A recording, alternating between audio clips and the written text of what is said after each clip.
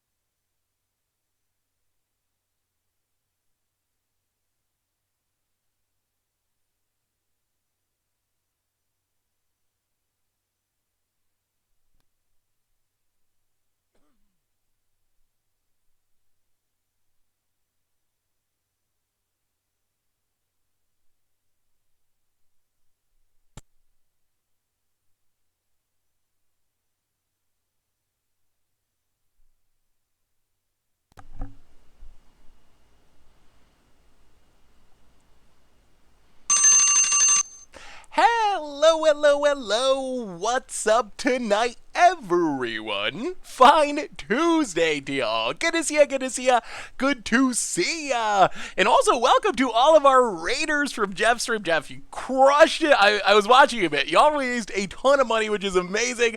What is up, Weird Joe, Jack the Ripper, Rorik's Venture, Zelda Zach, good to see ya, Monin the Conqueror, Zeros Even. So, I know. Normally, we're streaming in the afternoon on Tuesdays, but this is a very special stream. So this is a huge charity event.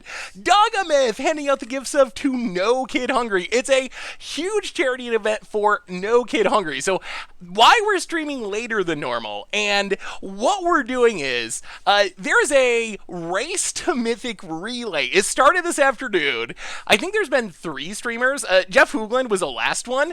Jeff just finished streaming. He kicked it over to us. We're gonna stream. Once we wrap up, we're gonna kick it on to the next person. It goes for 3 straight days, 24/7, and the goal is to raise as much money as possible for No Kid Hungry. And Wizards even hooked us up. We have a shared account. And Wizards wanted us to point out that you should not share your account. It's against the terms of service. This is a special account just for this event. So idea is this was a brand new account that was at bronze, and hopefully by the end of the 3 days, we will be up to Mythic. So our goal for today is hopefully raising some money. I mean, Jeff raised, I don't know, over $4,000. I don't know the final number, but it's gonna take some work for us to catch up with Jeff from the afternoon stream. But hopefully we have a lot of fun. We raise a lot of money for a really good charity, and we also talk about Hearthstone cards coming to Magic, and most importantly, the most important thing, I've been waiting all day to bring this up, puppies? We gotta talk about puppies. I believe I officially have puppies. I've been waiting. It just happened, but there are puppies now. There are puppies. They're not officially in my possession yet. Gotta wait another month for them to be old enough, but yes, so puppies are coming. If you got name ideas, let me know. But I'm super hyped about the puppers. Yeah, they're looking good. This one, so it's a brother and a sister, like a brother and sister pair. This one, it's my favorite. The male one, apparently, when it was born, it actually died and had to be brought back to life because it had some trouble with the birth. So it actually died and came back to life. But now it's the cutest, chillest little puppy. So I have a special affinity for this one. But they're both pretty awesome. So if you got puppy names, let me know, because puppies are coming along with the new house. So things are going to be changing for the better. Houses, puppies. But tonight we are complaining about Hearthstone cards coming to Magic and raising lots of money, playing some Historic. So that is the plan for tonight. Before we jump into it, some reminders. I think I missed a sub already. Already missed a sub from, oh my goodness, I don't even see it on here. My apologies to whoever sub I missed. I'll look it up, I promise. So anyway, so that's the plan for tonight. Let's do our quick reminders. Jason Gerolf is pretty good. The best suggestion I think anyone's had so far is Hans and Safi. Hans and Safi, they're brother and sister. Plus, I kind of like Hans because of the beard thing. So I don't know. Hans and Safi is the early front runner. But reminders, Replay YouTube. That's where you can find all the old streams, including this one in the future. Normal YouTube, tons of stuff going up on there. A reminder that our sponsor tonight is Card Kingdom, and if you need some magical cards, you can get them from over at cardkingdom.com. Even get a free goldfish sticker. Let them know you want one. They'll hook you up. Otherwise, merch page, tokens, t-shirts, playbats, all that good stuff. Donations tonight, no donations. If you're going to donate, if you go to the donate command, you will be donating to our cause. No hungry kid. No kid hungry, rather. So donate, help feed some children. It's going to be spectacular. And yeah, we're gonna play a bit of Magic. So that is the plan for today. Since this is a fresh account, we have to import what has everyone else been playing? Maybe someone else did something cool on this account.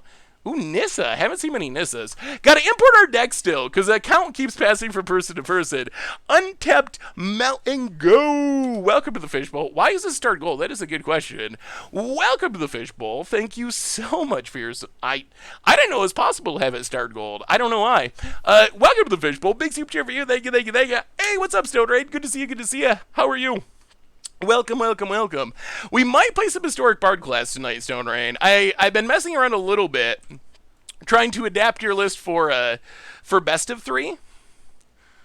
Where did my deck go? Why is this? Oh, it always stays at the front. That's so strange. Huh. That's very strange.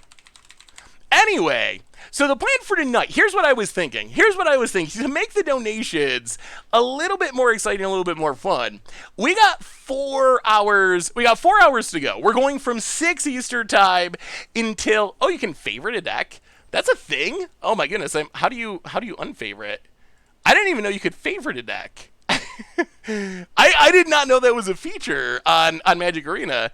But I was thinking to kind of get the donations going, I think, and I don't usually like to do donation decks because I feel, I don't know. I like playing your decks for free, but this is for a good cause. So if you would like me to play one of your decks and you are willing to donate $100, I will play your deck. We'll play your deck, historic, standard 2022 if you really want to. Probably not real standard because real standard, still got Elder Rain and stuff. But if you'd like your deck played, that is a possibility tonight. And we're getting some donations. Let me pull this up so I can shout people out. We're up to $25, and then I promise we're about to play Magic. Sorry, it takes a little bit longer to get going just because we're passing the account around, so you gotta load the decks in and everything. But we will shortly be going. Let me see if I can pull up this fundraising page so I can see the donations. But all right, here we go. Who are our first donations from? Dan Wildfire, $20 donation. Thank you so much. Ordered the cards to build Yurlock Enchantress X-Spell Tribal from Card Kingdom. Ooh, that sounds fun. And thank you so much, Doug. And AGK Mark, $5 donation for puppies. You gotta donate for the puppies. So anyway, I was thinking, let's start off with some historic Hammer Time. Hammer Time's one of my favorite archetypes. This will be a good way to get going. How do you personally feel about some of the digital mechanics? I really dislike them.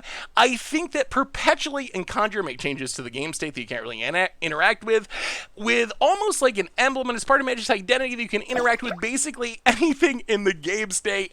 So, this is a charity stream, so we gotta actually play Magic. Hey, Benny, good to see you. 1-1 in AFR draft. Congratulations.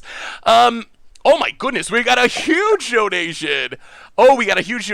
Right off the bat. $500 donation from Arclight. Also $20 from Miracalypse. Thanks for running those donation streams, Seth. You're a treasure of the community. Would love to see some historic Yarok nonsense. All right, it's on the list. We're gonna Hammer Time first, and then we're gonna build a historic Yarok in a fun way for charity. I got a good idea for this. I was thinking about. Thank you for the huge donation, Arclight. And that'll be next up, and we'll do it in a really fun way. So let's do some hammering, and then we can talk about the Hearthstone cards as we go. Honestly, and you probably aren't going to believe this, I am actually very okay with it. Here's what I'm thinking, and then I promise we're going to play Magic. Here's what I'm thinking about the Hearthstone cards. If these cards were going to be in Modern and in Standard and in Legacy, I would have a big problem with it. But I'm actually okay with Historic being a super unique thing where it's unlike any other format, where it has these weird Hearthstone cards, where it has digital-only mechanics. I will say that I really, really, really hope that Wizards takes into account that this isn't necessarily a real format, quote unquote, and I hope that they add Pioneer. I think my dream world, or are subs not popping up? Oh, it's a donation. Those are donations. Tech Maverick Photography. Thank you so much. What I'm hoping happens, my dream solution to this is Wizards takes and makes Historic this wild Hearthstone format with digital only cards, but they also add Pioneer. So then Arena would have a real Eternal format.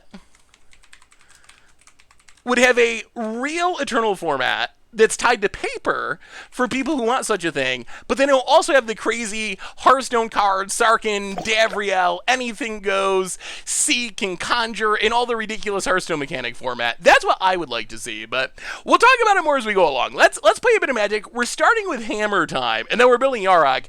Hammer Time, I'm excited about this for a couple reasons. One is, I like Hammer Time. It's one of my favorite decks. The other is Boiner Battlehammer, actually a pretty big addition to this deck. Pumping our stuff when it's equipped, that's fine, whatever. The big deal is your first equip each turn is free. So the idea is we can just play our stuff, our Crowls, our Hollow Blades. We can tutor up our Hammer with Fighter class, and then we drop Boiner, and we immediately can just free equip a Colossus Hammer. We can also equip with Resolution Strike. That's our other plan, Resolute Strike. So basically, Boros equipment, Hammer Time, aggro is what we're going with. Astro Blaze, welcome to the Fishbowl. Thank you so. Where are we at rank wise? What? So much for your subscription. Big super for you. Thank you. Oh, we're gold 1. Oh no. That means we really need to win this match. If we can get to platinum, then we can lose all the rest of our games, and and no one can complain because we technically ranked up. Stone Raid, $50 donation, and also Lucid, $30. Historic Bard class, it is on the list. It is on the list, Stone Raid. It is on the list. It is based off of It is based off of your build. Wait, how do I'm assuming everyone is not playing Sparky. Do I have to do some like weird account setting thing? Oh, there we go. Yes, unlock play modes. Okay, here we go. Traditional Historic, Hammer Time, off to the races. Also, Tech Maverick, Lucid with the donations. Hey, Seth, I was wondering, do you have a paper copy of the card Peacekeeper? I do not. However, it is one of my favorite cards. It's my moto emoji or avatar or whatever. Unseen Spectre for the 56th month. Welcome to the Fishbowl. Big super cheer for you. Oh no, every bit helps, Stone Raid. I definitely appreciate that. That is amazing. So seriously, thank you so much. I mean, we haven't even started a game yet. We've been on 12 minutes and we're up to $645. I set the goal at 2,000. I had no idea what to set it at. I'm hoping we blow it out of the water. I'm hoping we get, I don't know, as much as possible because it is a really good cause. Like, I don't know. Man, like, who can not feel bad for kids who don't have enough to eat? Like, if there's anything that should be able to unite the whole community and the whole world, it's kids not having enough to eat. So it's a really good cause. So 50 Shades of Bray, welcome to the Fishbowl. Thank you so much for your subscription. Big super cheer for you. Hammer Time. Also, I was toying with, what do you think of this as a donation idea? You donate $10, I will pronounce a word of your choice. It has to be it has to be family friendly, so you can't like make me say anything that's going to be offensive or whatever, but $10 donation, I will pronounce a word of your choice. I think there's a Family Guy, isn't there a Family Guy episode where there was like some Italian mobster guy and he'll pronounce anything funny for a nickel or something? Literally feeding the kids. That is the goal with some historic. Sand would be good if we draw a hammer. We got the Resolute Strike. Now that we have fighter class, we have a lot of ways to find. We'll keep this. We'll keep it. $10 to get Seth to pronunciate, $100 to get Seth to play your deck. That is the current incentives, I think. I would like to have you pronounce, oh my god, de-establishmentarianism.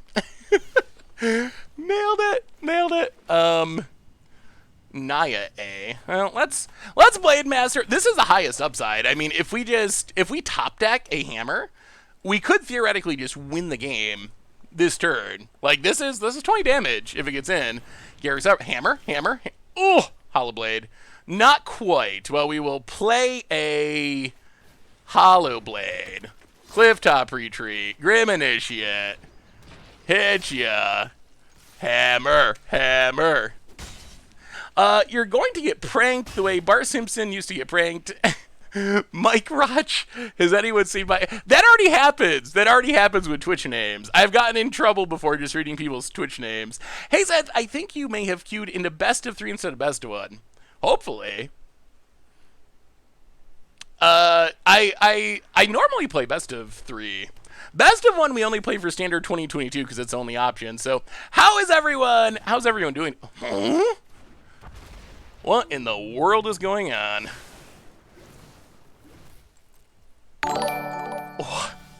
What? Okay. Model Skyclave. Put it on the Blade Master.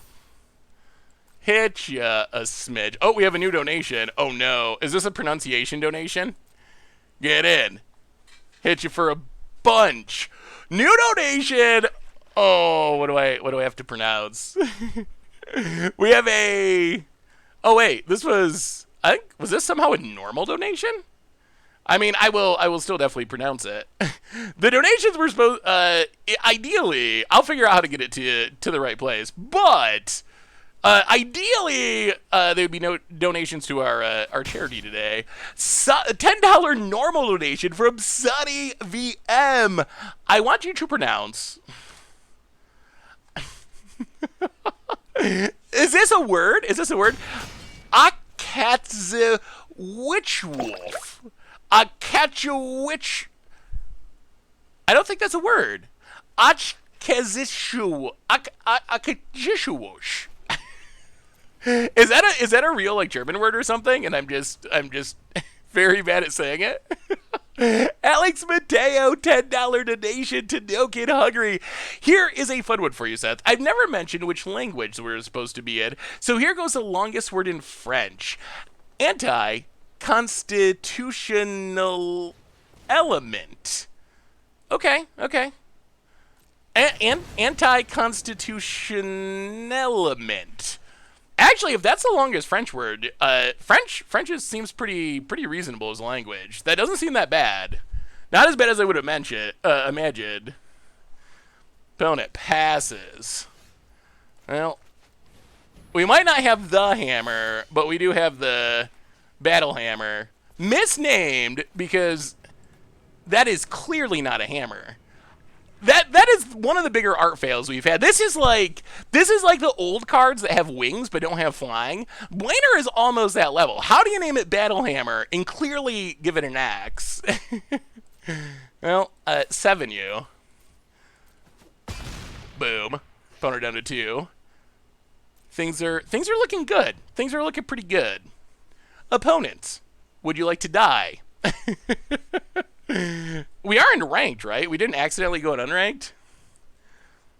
It was pretty good. Oh, I was not expecting a pretty good for that pronunciation. So this is just a new player with random cards, or they like Frenzied Raptor. It's got to be one or the other, because that's definitely weird. Kajak and also Alex Mateo. Welcome back to the Fishbowl. Thank you so much for your subscription. Big soup cheer for you. Thank you. About it. Yeah, this is not what I was expecting. They have Mythics. This is high gold. We've been at high gold before. Quartzwood Crasher. Sure. So opponent apparently just likes dinosaurs. And dying. But Opponent gets in, hits us. We will not block. Sure. Trample it up. Draw a card. That is a cool little synergy. I do like that. Frenzied Raptor is amazing. So what do y'all think about the Hearthstone cards? I mean, by Hearthstone cards, I mean, these don't reach, right? No sneaky reach. All right. No sneaky reach. Opponent, I think dead. So what do you think about Hearthstone cards coming to Magic? Like, honestly, really, truly, what's your opinion? I thought the whole relay was supposed to be best of one. I don't know. Wait, is that a thing? Is it supposed to only be best of one? Was that a rule? I asked about formats, and they said anything goes as far as formats outside of limited, because we're trying to get to Mythic and Constructed. If it's supposed to be best of one, I miss that announcement. If that is true, someone from the race, come yell at me and I'll start playing best of one. Fidgets. Welcome to the Fishbowl. Thank you so much for your subscription. Big super for you. Thank you. Much dislike, very low on them. If they keep them in historic, sure, I guess. You know there are other digital card games, right? Why do you always keep calling them Hearthstone cards? I mean, Hearthstone is the biggest digital card game competitor. Okay, there's no rules as long as you play rank constructed. Okay, yeah. All right, I was hoping I didn't miss something about only playing best of one. I think once we get near the end of our turn and we're about to hand it off, we might play best of one because we don't want to accidentally end up in like an hour-long game when we're supposed to be shifting to the next person. Fishubi, first time sub. Welcome to the Fishbowl. Thank you so much for your subscription. Big super for you. Thank you. I was just watching a video, so you're in Ontario County. Sure, I live in Monroe County. You're near Rochester. Do you ever play at a store near you? So, no. I actually don't live super close to Rochester. Kind of like in the middle of Ithaca, Rochester, and Syracuse. But I did go to college up in Canandaigua at one point a long time ago. And I did play a little bit of Magic. There was, Coyote's Den. I don't know if anyone knows the Coyote's Den. You probably do not, but there was a super hippie, it was like a hippie store that was also a Magic shop right in downtown Canandaigua, and I definitely played a bit of Magic. Oh no. Huh? Why didn't it let us sideboard? It said our changes were locked. But yeah, Coyote, I definitely played in Coyote's Den. Did you see that sideboarding bug? I definitely sideboarded at time.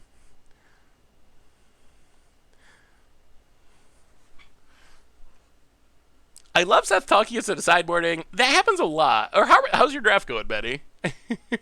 Lived in Lockport. Ooh, sweet.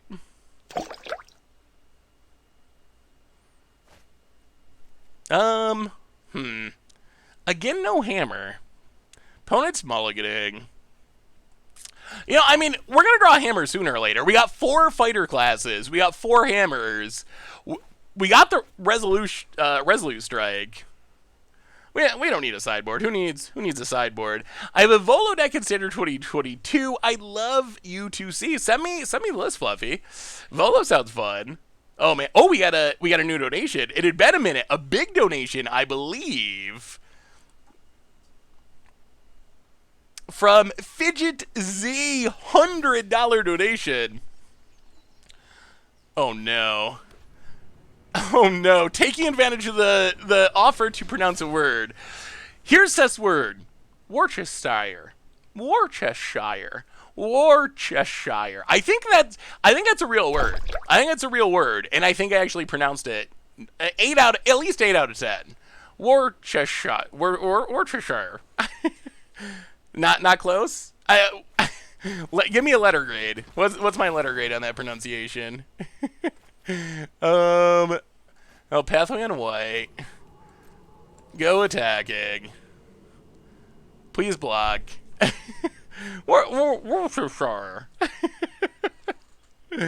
Wait, no. How are you supposed to say it? The word's like 50% silent. How can you have a word that is 50% silent? English is a pretty messed up language. Worcester. Oh, that's how you. Oh, Worcester. Oh, that's what that means. Okay. I've heard that before. I thought those were two different words. It's like I don't know if you ever watched Trailer Park Boys, and at one point Ricky tells someone to get him some jalapeno chips. and and they're like, that's jalapeno. And he said, no, I know. Like, I know what jalapeno is. I want jalapeno. Desi J, welcome to the Fishbowl for the 45th month. The donations are still... Oh, no. Are these more pronunciation donations? I think they are. Anonymous, $100 feeding the kids some PBJ. Thank you so much, Anonymous. Kaio Spire, Seth, Hans and Safi, definitely a good choice. But now you have to choose a high priority reanimation target for the male dog at least. My vote is Avacyn and Grizzlebrand for the pups. Ooh, that's... Oh, no. Oh, no. I gotta put this one on screen. Because... Is this a word? Look at these. Look at this combinations of letters. Have fun trying this village in Wales. Landfair. There's no vowels in there. 1, 2, 3, 4, 5, 6, 7, 8, 9, 10, 11, 12 letters with no vowels. That has got to be wiggy good. This was a bad idea. I should not have offered to pronounce words for $10. Nothing good could come of this. Oh no. Lanefair Pwiggy Wiggin Gilly Gorge Cherebowillish Go Coach Silo Go Coach. Is that a real place? Like, that's a real place where people live? Is it a troll name? Is there some reason why they name their town such a crazy thing? Is it like to get tourism or something? Is it like, oh, we'll have the most ridiculous name in the world, and then everyone will want to come visit our city? Oh. Apparently it's a real place to attract tourism. All right, I can get behind that. That actually seems kind of reasonable. I think we're about to get out of gold. I was a little worried because we play a lot of janky decks and we lose a lot sometimes.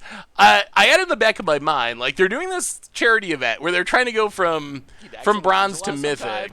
I'm gonna do my turn and just like drop all the way down to the bottom of whatever rank we start in, but it seems like we might be able to win this one. Maybe. Actually, can we beat a Regisar? I don't know if we can. That might be game. On second thought, we might just be dead. We're drawing all lands. Uh-oh. No attacks. I take it all back. I think we're dead.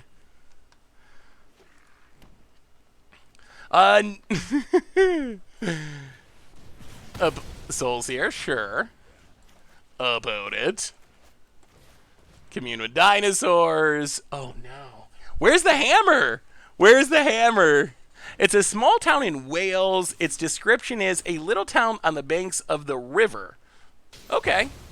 That's a reasonable thing to name your town. Oh yes. Oh yes.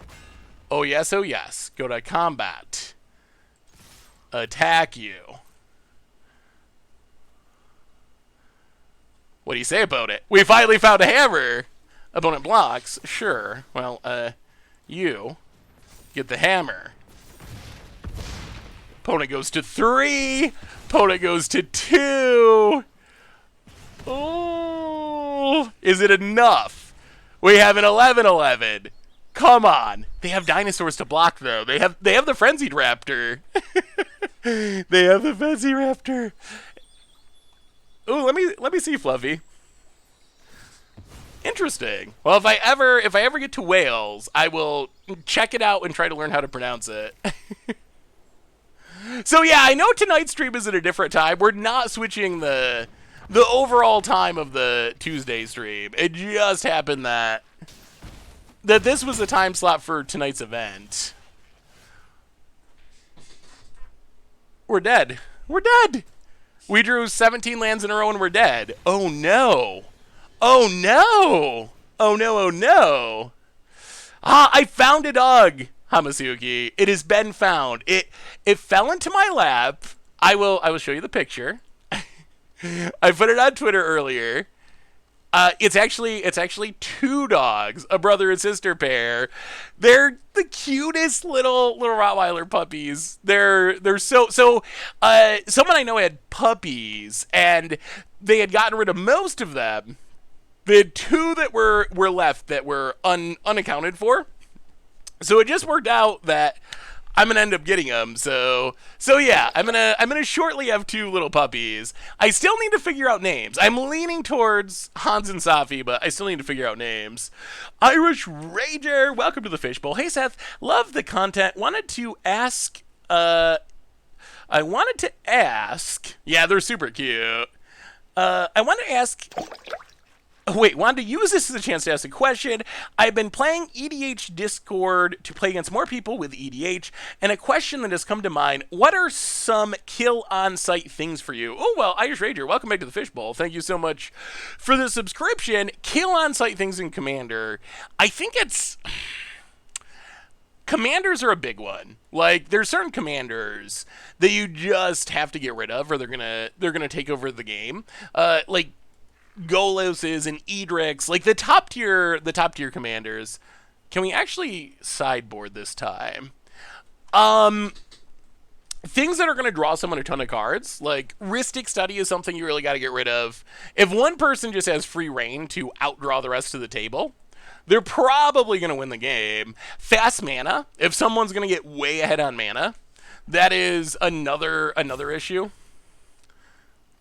Ooh, do we have another new donation? I feel like we should bring in a Braids somewhere. Ugh. We need to get a hammery nut draw. I feel like we should be able to beat dinosaurs. All right. Let's try it like that. Please pronounce the volcano, $10 donation from Sergeant Mission. Please pronounce the volcano in Iceland. Eyjafjallajökull. Eyjafjallajökull. Eyjafjallajökull. I don't think that was close, but it wasn't. I don't think it was that bad. That wasn't that bad, was it? Well, this is a lot of lands, but Hollowblade with a maul on the play is actually a clock. Consecrated Sphinx is another. What are some of your kill on site stuff, chat? Like what in Commander do you just have to get rid of? I wish I could kill Soul Ring on site. We've had a lot of Soul Ring games on Commander Clash recently. And the Soul Ring games, they're just so swingy. Now, Sacred Foundry, go. About it. Gonna try to dinosaur us. This Hollowblade might be able to get there. Hollowblade with a maul. That's actually a good question. We're going into a new season. Ooh, we got another donation. A pretty big one, I think. Over $1,000 already. Amazing, amazing, amazing. So, we draw more lands. Play the season Hollowblade. Go. $100 donation. I am the evil one. Doesn't even make me pronounce anything. Thank you. I'm the evil one. Double thank you. Thank you for the donation. Thank you for not making me embarrass myself with a horrible pronunciation. So we're going to a new season in Commander Clash. What do you think should be on the ban list? Any thoughts about the ban list? Deck and Stone should be good eventually. Well, Maul yet. Take 5. Opponent down to 15. Pass the turn. Ashnod's Altruistic Setting, Narset, Notion Thief, Perforos, Seedborn Muse. Interesting. Ban Forest of Panharmonicon. That'd be a good mixture. Crim would get rid of Forest, so he'd be happy. I would lose Panharmonicon, so I guess Crim would also be happy. Wait, what do I get out of that deal? Well, wow, did they whiff on their Communal Dinosaurs? Oh, no. Well, play a land. Season Hollowblade. Go. Whale Lord, welcome to the Fishbowl. Ban Caldra. Tomer's not even on this season, so I think that Caldra is going to be banned by default. These are cards that I didn't know existed. Like, honestly, truly did not know existed. Attack you. Majestic Hilopteris? This is a... Ixalan was not a great set. Pork, welcome to the Fishbowl. Thank you so much for your subscription. Big super for you. Thank you, thank you, thank you. This is a card. This is an actual card. I'm having a good time with this, that's for sure. Well, I appreciate the help, Jack. This should be one. Hilopteris. Hilopteris. Is that a real dinosaur?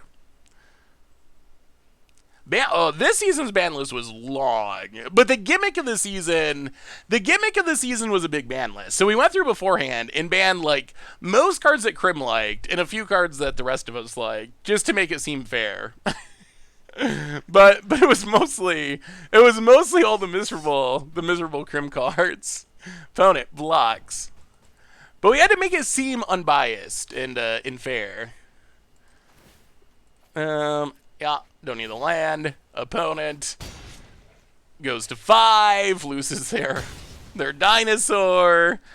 What do you think about just going with the normal an opponent? Okay, done. We didn't really get to hammer, but we did get out a gold, and that means it's Yarok time. I don't even have a Yarok deck. We got to build a Yarok deck, but I had an idea for this. So we got a donation earlier from... Oh no, I think it's off the first page. We've gotten so many donations. It's on the first page. Arclight Nightingale. So donated $500 and asked for some historic Yarok nonsense. So here's what I was thinking. We build a Yarok deck, and if there's a card you really want in the deck, let's say, let's go cheap. $5 donation. $5 donation to No Kid Hungry, and you can get a card in the deck. So we're building Yarok for historic. If there's a card you really want to see that I'm not already putting in the deck, $5 and I will add it. No questions asked. You can choose any card you want. Well, I mean, it has to be in our colors, I guess. It has to be a Sultai card.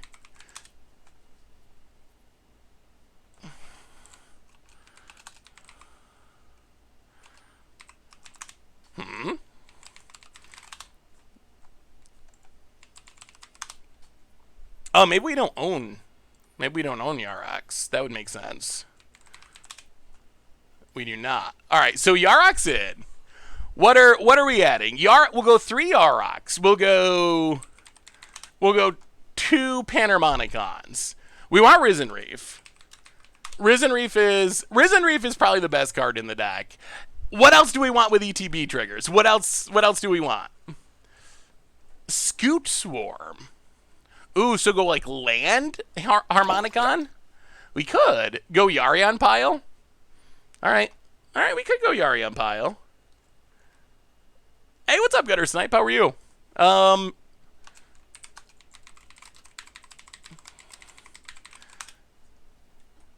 So we're gonna need some removal. We could go Yarion just to fit more cards in the deck. Choops, maybe a Choops. Cavalier of Knight's just hard to cast. Maybe a Gear Hulk. Ooh, Teleportation Circle. But we can just play Thassa and it basically does the same. Ooh, Hostage Taker is a good one. Ooh, we have a donation. Is this a donation for a card being added to the deck? It looks like. What are we adding? $5 donation, Elikaz for Acererak. All right, Acererak's in. Acererak is pretty sweet Panharmonicons. We'll go 2. We'll go 2 copies. 2 full copies. Ancient Green War. Ooh, Gonti. Gonti is fun. I do enjoy Gonti. Sylvan Awakening? Oh, that doesn't have an ETB trigger. I think you're gonna have to donate if you want Sylvan Awakening. If we want a Blink, I think we can Whoa, we got a ton of donations. Oh no, or a big one. Let's see. Uh, $10 for the cute doggos. A suggestion of a name of the most iconic duel in Magic's history: Mana Screw and Mana Flood. That is pretty good. $20 from Jay Matthew. Hey Seth, not going to make you pronounce anything difficult, but I have a pet ADH deck. I was wondering if it would be something anyone would be interested in for viewer submitted week. It's a Feldegraph Voltron deck. I would change it up based on the new ban list. I would love to see it. Send it over, please. Saffronolive at mtgoldfish.com. $5 donation Rexos for Vivian's Arcbow. Okay, Vivian's Arcbow. I like Vivian's Arcbow. I think Vivian's Arcbow is pretty good. We'll go 2. I'll go 2. Oh no. $5 donation. Fantastic, sir. Colossal Dreadmaw. only one. I promise, so it's going in. But I think it only gets 1 slot. This is actually kind of fun. We should do this. Volo's actually a cool idea. I missed it. Oh, did I miss a card? Oh, let me double check, dog. Did I find it now? I feel like I've caught up because I did miss one earlier. Seder Wayfinder is not in the format. Volo's cool. Maybe. Legendary. We can still try it. We need early game ramp. We need, like, Gilded Goose. What else do we have that can add mana to speed things up a little bit? I wish there was, like, a Wood Elves in the format. Drover the Mighty. Caryatid. I guess we could go for an Elemental to work with Risen Reef. Yeah, maybe just Paradise. Actually, of course, Floral Hedron. You gotta have the MDFCs. Ooh, Prosperous Innkeeper. I want to try Prosperous Innkeeper. I think that's worth trying at least. Oh, more donations. The deck's gonna be built. New donation from Anonymous. Add Sublime Epiphany. Okay, I like Sublime Epiphany. Oh, we're set on creatures. That's right. Sublime Epiphany is actually pretty sweet in a Panharmonicon deck. It doesn't work directly with Panharmonicon, but... And I can't type it, but... Oh my god, I still can't type it. How many times will I mistype Sublime? New poll question. Leafkid Druid. We have a few more slots. Enters battlefield. Draw cards. What do we have? We had a Flibblefit, maybe. Why are you missing so many cards? So this is a special account that Wizards... Whoa, is this... Oh, it is banned. It didn't look banned for a minute.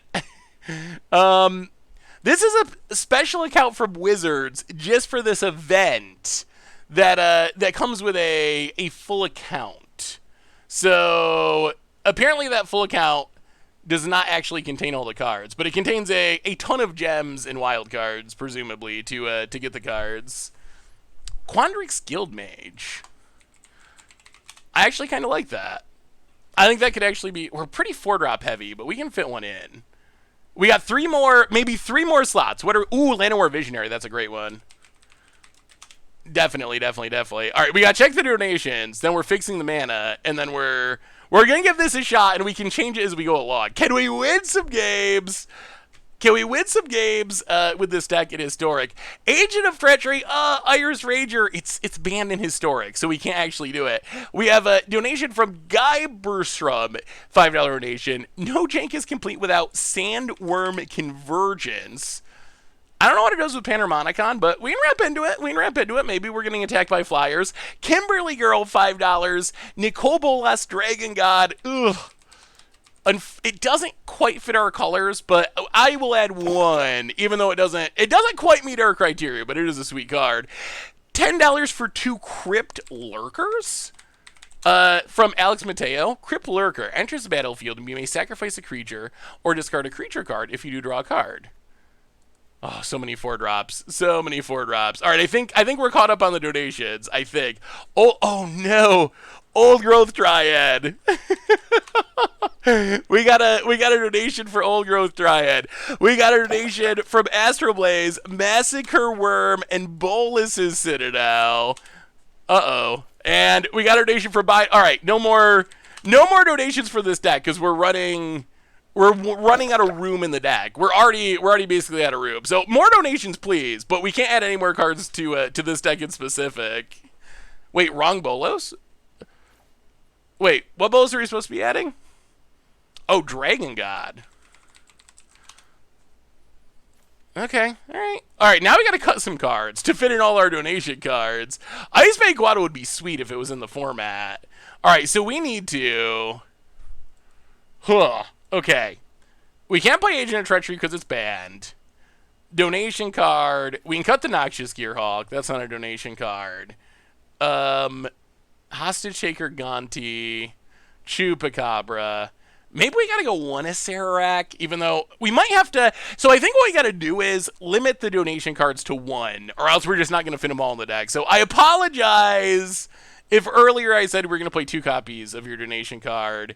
I think that we're just gonna have to play 1 copy of donation cards because there's only so much room.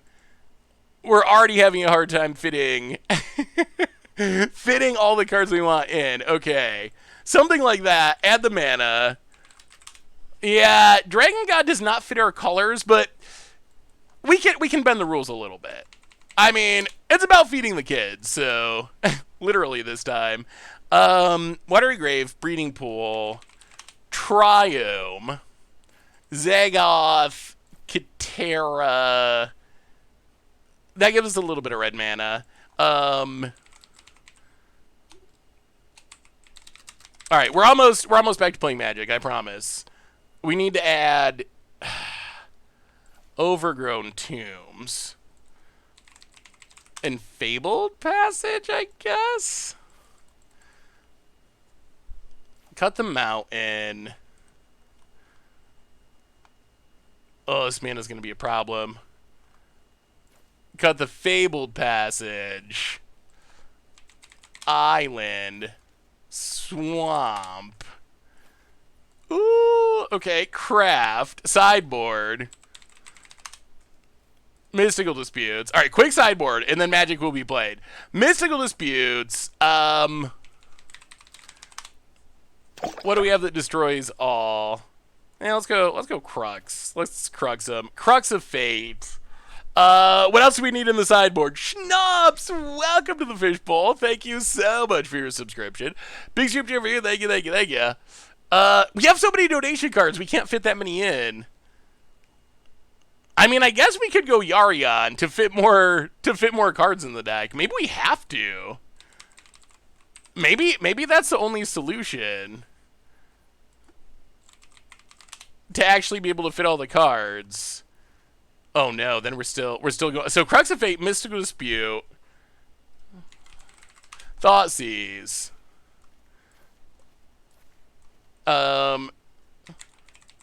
Thragtusk. Why is there no Thragtusk?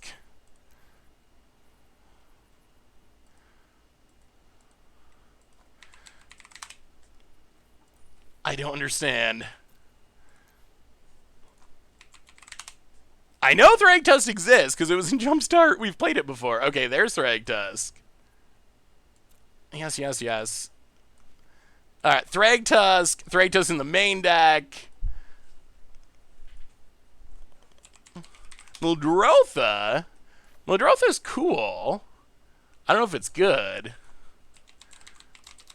Leyline of the Void is a good call in this meta. I really dislike how they have companions set up. If you try to add cards to your sideboard, it always wants to put them into the companion slot. Thought Distortion. Oh, now we need to add Fabled Passage. Island. Swamp. Forest. We have how many lands? 28. So we need more lands. Yeah, we need more triomes. Okay. Okay, so now we gotta add more real cards. We need... oh, we're building a deck. Will we win a game with this deck? Donate to predict. Llanowar Visionary.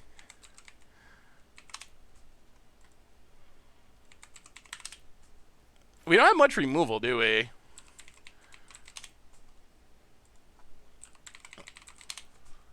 Murderous Riders. More Panharmonicons. Alright. That looks like a deck. Oh, we can't even... Oh, no.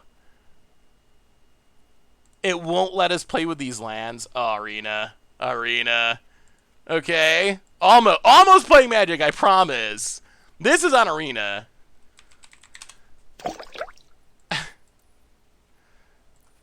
Alright. 2 islands. 2 swamps. 1 forest. Okay, now we can play Magic. We have more new donations? We have another new donation. Alright, let's craft these. And let's Yarok our way to victory. And yeah, we're definitely favoriting Yarok. Out of here, Magda. We're gonna leave this here for the next person when we pass the catalog. All right, here we go. We did this together as a team with donations. Nobody Impractical, $20 donation. Thank you, Seth, for being awesome and making the world a better place. Well, Nobody Impractical, thank you for the donation to help make the world a better place. It's supposed to be a race. Hey, I did my part. We went from 1 win away from getting out of gold to out of gold. We did it. It's a success. I think that's all anyone could ask of us. Have you been asked to show the puppies? So I don't, unfortunately, physically have them yet. So the puppies are 2 weeks old, and I gotta wait till 6 to 8 weeks to actually get them. However, oh, we got the Dreadmaw too. If we win a game with Dreadmaw, that would be the best. So yeah, I gotta wait a little while to actually get them, but they are amazingly cute. Flibblethip, draw a card. Fable Passage, go. Opponent. They are two little Rottweiler puppies. Narset, okay. We can kill that. Opponent takes down, sure. Tail's End, frightening. Oh, okay. Play the island. Kill the Narset. Crack the Fabled Passage before our opponent can Tail's End it. We might actually be getting down... Oh, this mana. I'll get the Mountain. We might actually be able to get down a Dreadmaw. Like, next turn we can just hardcast Dreadmaw. And if our opponent does not have a Wrath... oh, if they don't have a Wrath, I'll show you the puppies again. They are pretty amazingly cute. Oh my goodness. You know what's good against control? That would be Nikobola's the Dragon God. Well, Go to combat, hit ya. I mean, the time has come. Dreadmaw?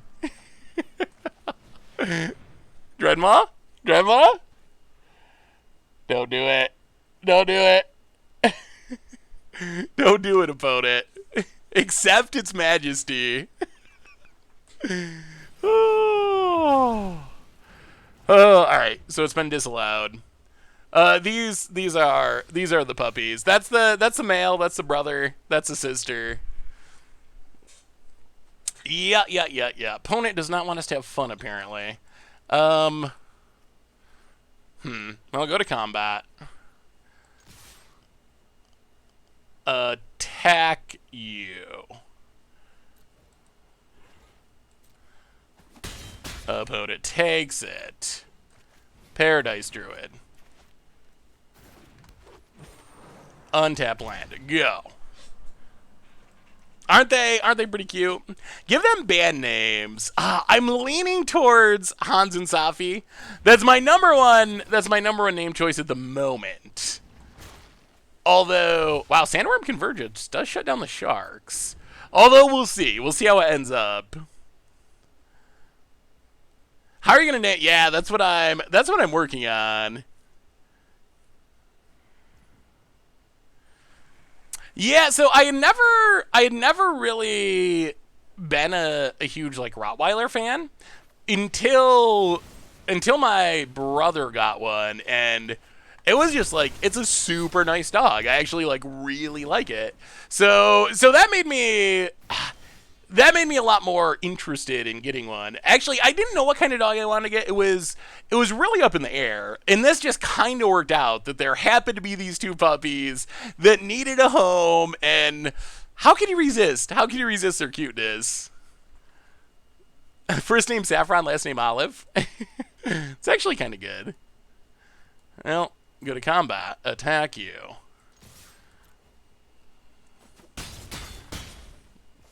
Opponent takes it. Play the land. Murderous Rider. Don't really want to play the good stuff until our opponent taps out to Wrath us, and then we can slam a Nicole Bolas or a Sandworm Convergence. Yeah, that's the goal, Kimberly girl. Okay, there's a Wrath. Well, not a land, so in that case, Nicole Bolas. Take it up. Make him exile. Is that 9 lives? That is 9 lives. Alright. And now we have double Risen Reef, which is good. Opponent Narset. Sure. Takes down Narset. Oh, Bilbo. So our first match was Hammer Time. This is actually a deck that we mostly built because of donation. Someone donated $500 to No Kid Hungry to get us to build this deck, and we built the deck. Well, I guess we gotta kill you. Wow, we're gonna play a all these janky donation cards are actually kind of being good at the moment. They actually kind of are. Get a land. Sandworm Convergence, your go. It's working. Opponent. Yeah, I dodged the Narset this time. Teferi. Sure.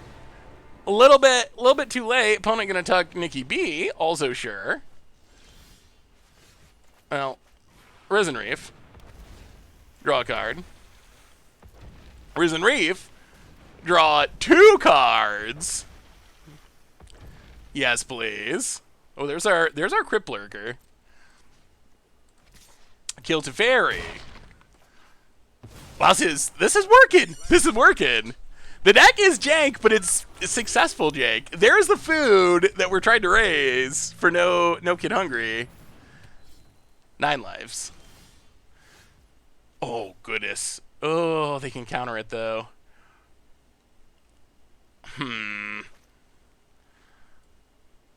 I'll go to combat, do some attacking. Opponent gets a bunch of counters. Crypt Lurker.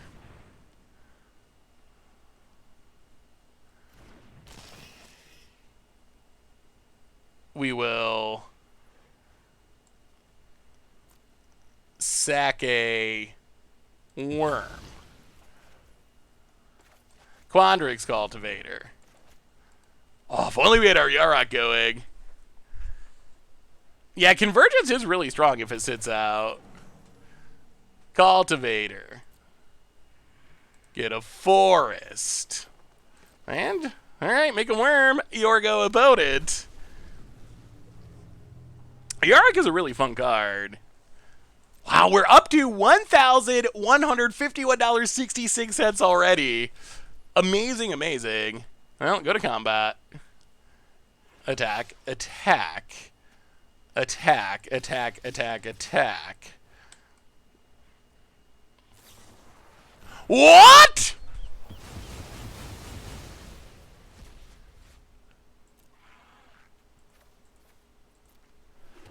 They're playing main deck Settle?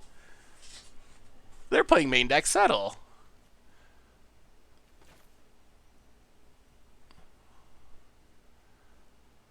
I'll play Yarok. Opponent counters. Nicole Bolas. Take it up. Oh, that was a blow. Oh, Volo. Volo's sweet. Exile. Exile that 9.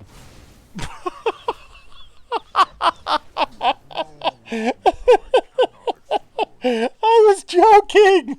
I was joking. Wow. Our opponent must just have given up. They must just have given up. We got another new donation. They keep rolling in. I mean, it would be sweet if we could beat Jeff. I mean, I think Jeff, what did Jeff raise? 4,000 something? That's a ton though. Anonymous $20 donation. Great cause. Thanks for doing this, Seth. Well, Anonymous, I appreciate the donation, helping a really good cause. So chat, we haven't got to talk about this in depth, and it's a really big, interesting topic. We've mentioned it in brief, but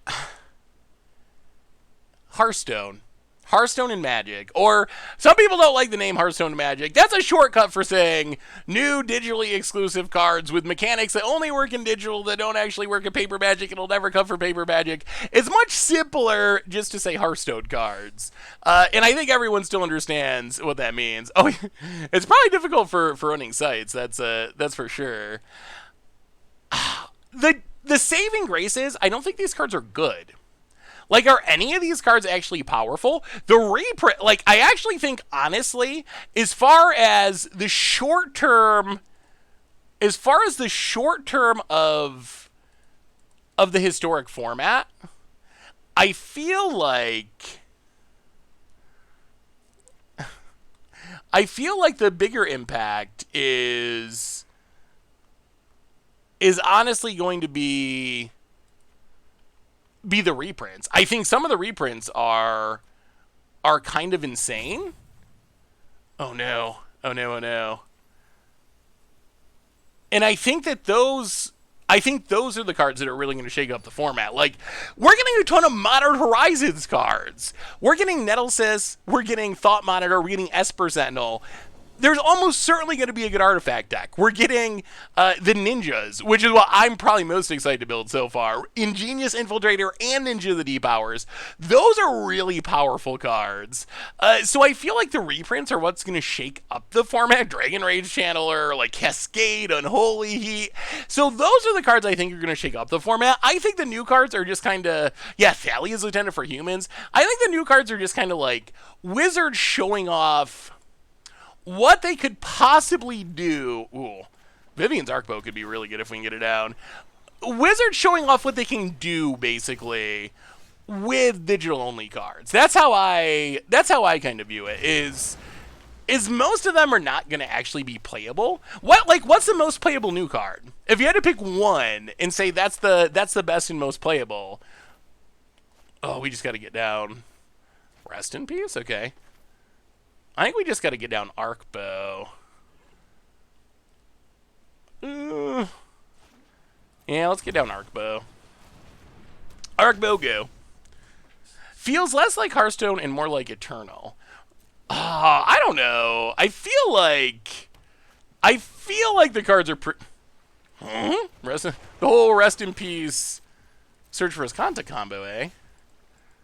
Well, Gilded Goose. Triome. Go. I mean, I feel like the new cards are pretty Hearthstonian. I've played a decent amount of Hearthstone, actually, recently. And, alright. I forgot Vivian's Arc was going to make us click all the time. And, like, the conjure mechanic is pretty discovery. Godlax, welcome to the Fishbowl. Thank you so much for your subscription. Big super for you. Like, that's very discovery. Perpetually is just how Hearthstone works in a lot of ways. Like, if... or Hearthstone works more that way than Magic does in general. Like, cards tend to be changed in a way that is permanent. So, like, if you use something that says, target creature gets +4/+4, in Hearthstone, it's just assume that it's going to be perpetual, because that's how all their cards work. Visionary. Draw a card. Yeah, opponents got all the synergies. No attacks. Rest in peace is Kanta, so they can surveil for days. I really want Pioneer to still come to the client. That is high on my want list. I think we got a new donation. 1, 2, 3, 4. We do have a decent amount of mana. New donation. Hamasuki82, $10. Don't stop the Jake meme, Seth. Love your content and work for a good cause. Keep up the valuable, entertaining content. Always Attacktober first. That is a good rule. Also, tomorrow, 2 Eastern. I know we didn't have our afternoon stream today because of our charity event, but tomorrow, 2 in the Eastern time, in the afternoon, Commander Clash live playing Adventures in the Forgotten Realms cards, so...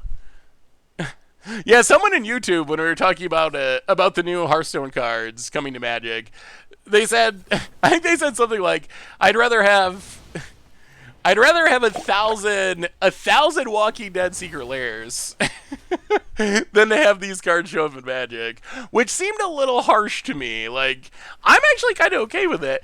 Dogga Myth, $25.69 donation says, show the puppies. Well, I mean, ask and you shall receive. There they are. There they are in all their glory. little Hans, little Safi. Potentially, maybe. We'll see. We'll see. We'll figure it out. But that's the early forerunner for names. About it. Surveilling. Are you guys playing precons or constructed AFR decks? Constructed AFR decks, not precons. About it. Well, play Floral Hedron. I think the time has come to just start arc bowing. Pass the turn. 1, 2, 3, 4, 5, 6, 7. 7 cards deep is pretty deep. They do have all these stifles, but if they're going to stifle an arc bow activation, I think that's fine.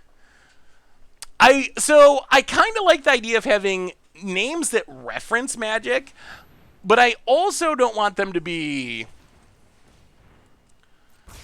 I also don't want them to be so over the top that it's like weird if I 1, 2, 3, 4, 5, 6, 7.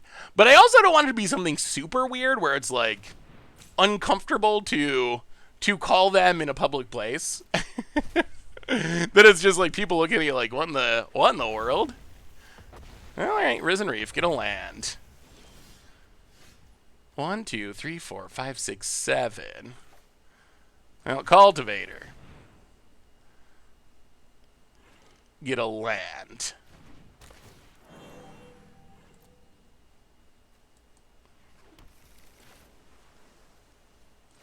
Visionary, draw a card.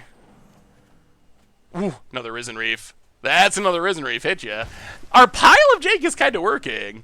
There is a Flibblethip in the deck. There is one. We just have so many donation cards, it was hard to fit too many other cards in. About it, passes. Well, go to combat. Attack you. Opponent takes it. Risen Reef.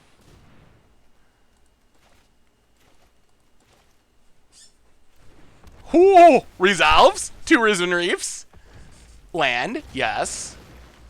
Gilded Goose.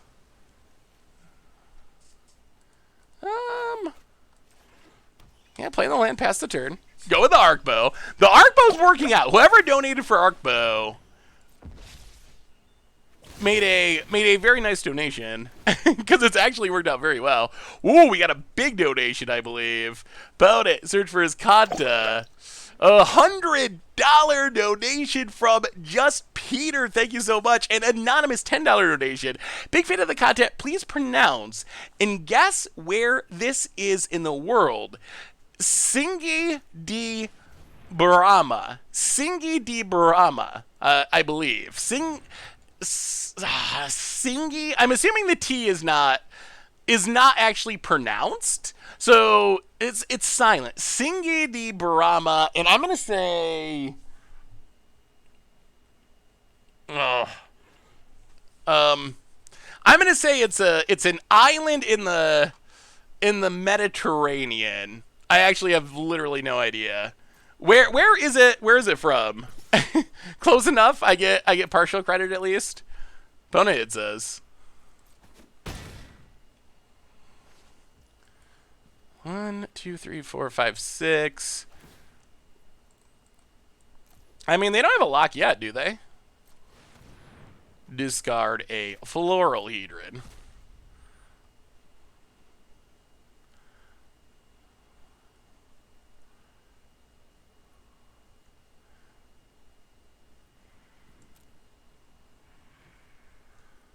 Wait, are they playing Solemnity with... Opponent is like anti-synergy.deck. They're playing Commence the Endgame with Solemnity. Weird choices. Weird. Oh, Dreadmaw or a Sarek. Hey, Yellow Hat. Welcome. Thank you for the raid. What's up, Gab? Yeah, it's a Sarek. Draw a card. It's in Madagascar? Okay, then I was kind of close. Close-ish. You know, we're going Mad Mage. We're going all the way. We got the mana. We can do this for a while. Opponent. Pass. Oh, Sublime Epiphany. That's a card that does things. That is a card that does things. Go to combat. Attack ya bit. Opponent takes it. Pass the turn. Okay. I like it. This Sublime Epiphany could be a blowout. Yeah, so someone... Oh, okay. Alright, this is when we get max value, right? Sublime Epiphany. Counter the triggered ability. Bounce. Copy. Draw. So counter the shark. Bounce the zombie. Copy the Risen Reef. Draw a card.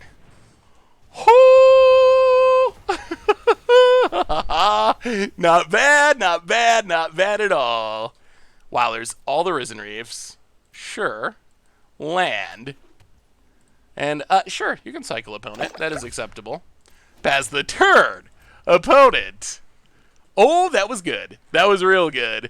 We got, the only thing is this does still leave our opponent live to, like, maybe locking us, but we can draw our whole deck. All right, there's the 9 lives. We don't really have a plan for beating that immediately. That might be a problem.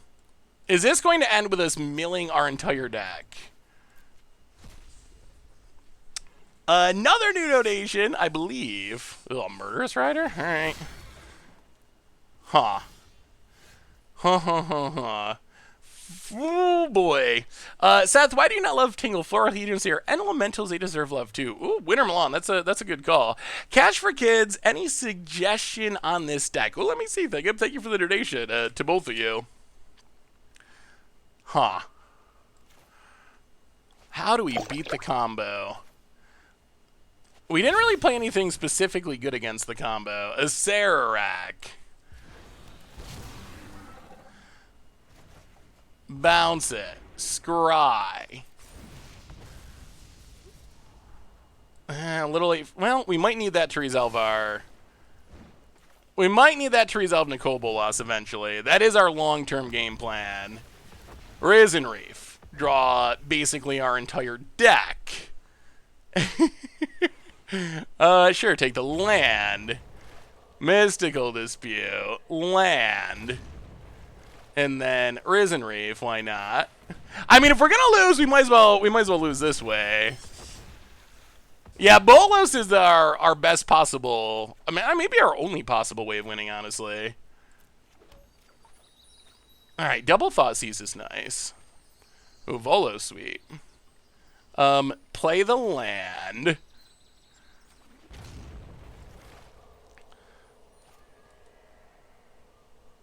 $39 cards. Huh.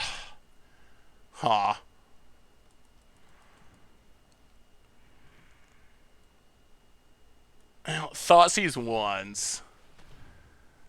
We don't want to discard everything to hand size. Bard class is on the list, Stone Rain. I think it's likely we'll get to do some Bard classing. Yeah, I mean, that's the other thing is perhaps we can get to the point when we can... Huh. Perhaps we can get to the point where we can just win with a Serac. That is not 100% impossible. Well, counter. Mostly just want to get a Wrath out of our opponent's hand here. Who, I don't... Narset's Reversal? Wow, opponent is playing... I don't even know. Sure. Sure. What do you say, opponent? Opponent has the weirdest pile of cards I've ever seen. Yeah, I don't have a Rogue Class deck, but Rogue Class does seem sweet. If you got a list, send it over. Gory Adverse! How are you? Welcome to our No Kid Hungry charity stream. Good to see ya. Opponent. So yeah, weird stream today. Tomorrow, so opponent takes a Thoughtseize. Well, no point in attacking. 1, 2, 3, 4, 5, 6, 7. Yeah, alright, just pass. Opponent gonna keep his Kanta-ing. Oh, gonna be tough. Opponent surveils it away. Narset. Sure. Looking for the Wrath.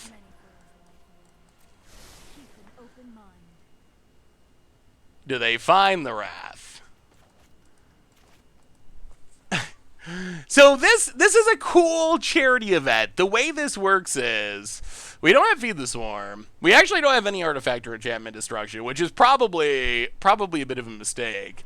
But the way this works is there's a bunch of streamers for 3 straight days. People are going to be streaming one after another. And raising as much money as possible. Whoo, that's a Yarok. Well, let us continue to draw cards. This is going to draw us most of our deck. Yeah, maybe we do need one Thassa's Oracle. Alright, Risen Reef triggers 4 days. Chupacabra doesn't do anything. Prosperous Innkeeper. Panharmonicon. Another Yarok. Land finally, sure. Whole Thought Distortion. I do like Thought Distortion. Wow. Alright, draw. We still have Nicol Bolas in our deck, right? We still have an out to this, I think. It's not a super easy and clean out, but it is an out. Go to combat. Narset. You know what? Everything in Narset. How do we win? We gotta win with Nicol Bolas. I think Nicol Bolas is our only realistic way of winning this game now. I'm pretty sure that's it. We have a single Nicol Bolas thanks to a donation from someone. Settle the wreckage. Okay. All those cards weren't really doing anything anyway. Get the rest of our lands. Murderer. The Narset. Panharmonicon. A Serac. Double, triple, million triggers. Yes. Yes. Treasure token, please. Scry 2. We'll keep the Thoughtseize. Maybe we can get there with a Serac. I mean, if we can get enough Panharmonicons, Prosperous Innkeeper, triple triggers, turns into a ritual, I think we're going off. And then we can Serac off of our treasure mana, triple trigger, gain a bunch of life, scry 3, keep the Thoughtseize. Oh, we're going off! We're going off. I mean, we can potentially drain life in the future. Draw some cards. Cast the Thragtusk. Gain a bit of life. Start going through the Lost Mine. Hostage Shaker to the bottom. I guess a Serac is potentially an out to this. Possibly.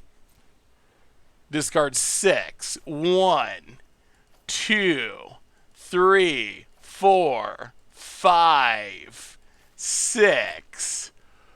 A Serac Panharmonicon win? I think it's possible. I think it's possible we're going to win with a Serac Panharmonicon, which would be insane. I think it might be working. About it.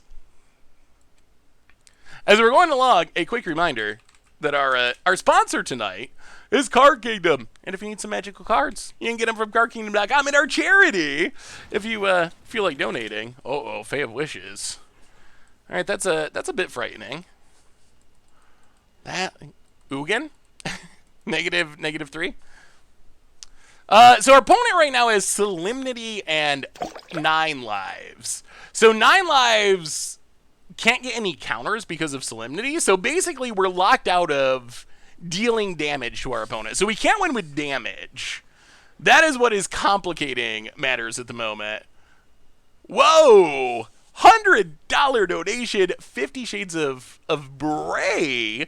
Would like to see some Volo action, and a $100 donation also from, yeah, sure. And also a $100 donation from Anonymous. Thank you so much for the big donations, both of you. I mean, we got a Volo in this deck, so hopefully we get some Volo action. Will feeding the kids, $10 donation, the Great Destroyer, will feeding the kids mean feeding the dogs in the future? If so, please get them food bowls in the shape of treasure chests. Oh, yeah, I gotta get all that dog stuff still. That's all stuff that I still gotta get. But I got like a month or so. A month or 6 weeks until I can actually get it. Well, a Serac, pick it up. Treasure. Drain you. Draw a card. A Serac. Same dungeon. Vandalver. Scry. Yeah, sure, we'll keep another Thought Distortion. Treasure. Drain you. A Serac. This is gonna work! This is gonna work! I cannot believe the Panharmonicon and Serac kill is happening! Draw a card. Vandalver. Scry. Land to the bottom. Treasure, please. And then I think we will play a Serac. Drain you. Draw a card. This is so good. The current list is the Colossus Hammer list. Hammer time. We brewed this on stream and I didn't export it yet, but I probably should. Remind me when we're not playing and I will export it. The Serac. Or do we get there this turn? Draw a card. Wow, we're going to get there this turn, aren't we? We are! Oh! What a win! This is so spectacular. Yes. Land to the whatever, doesn't matter, we're about to win. Treasure token. A Panharmonicon, drain you. Doesn't matter. Solemnity, 9 lives, all the rest, all the counters. Panharmonicon does not care. Yes! Oh, that was so good. That was so good. Oh, thank you to Bluefin. Can always use more. That was one of the best Panharmonicon wins we've had in a long time. And this deck, we all built together. This was our donation deck. Someone donated a ton of money to make us build around Yarok. And then we have Old Growth Dryads. Prosperous Innkeeper, Vivian Arkbowl, Acererak, Crip Lurker, Volo, Mind Flayer, Sublime Epiphany, Bolus of Citadel, Colossal Dreadball, Sandworm Quiver. Those are all donation cards. And it worked. Our powers combined build a Panharmonicon deck that let us not quite infinitely dungeon win, but that was still a pretty spectacular dungeon win. All right, I will export the deck real quick. Okay, Mr. Panda, welcome to the Fishbowl. Thank you so much for your subscription. Big soup cheer for you. Thank you, thank you, thank you. All right, deck list. Donation.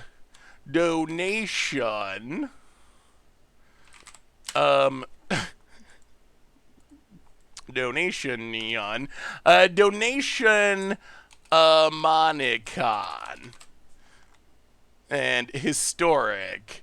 That was sweet. I'm actually really glad we did this donation deck exercise, because I don't know when I would have gotten to trying a Acererak with Panharmonicon, but that was really good.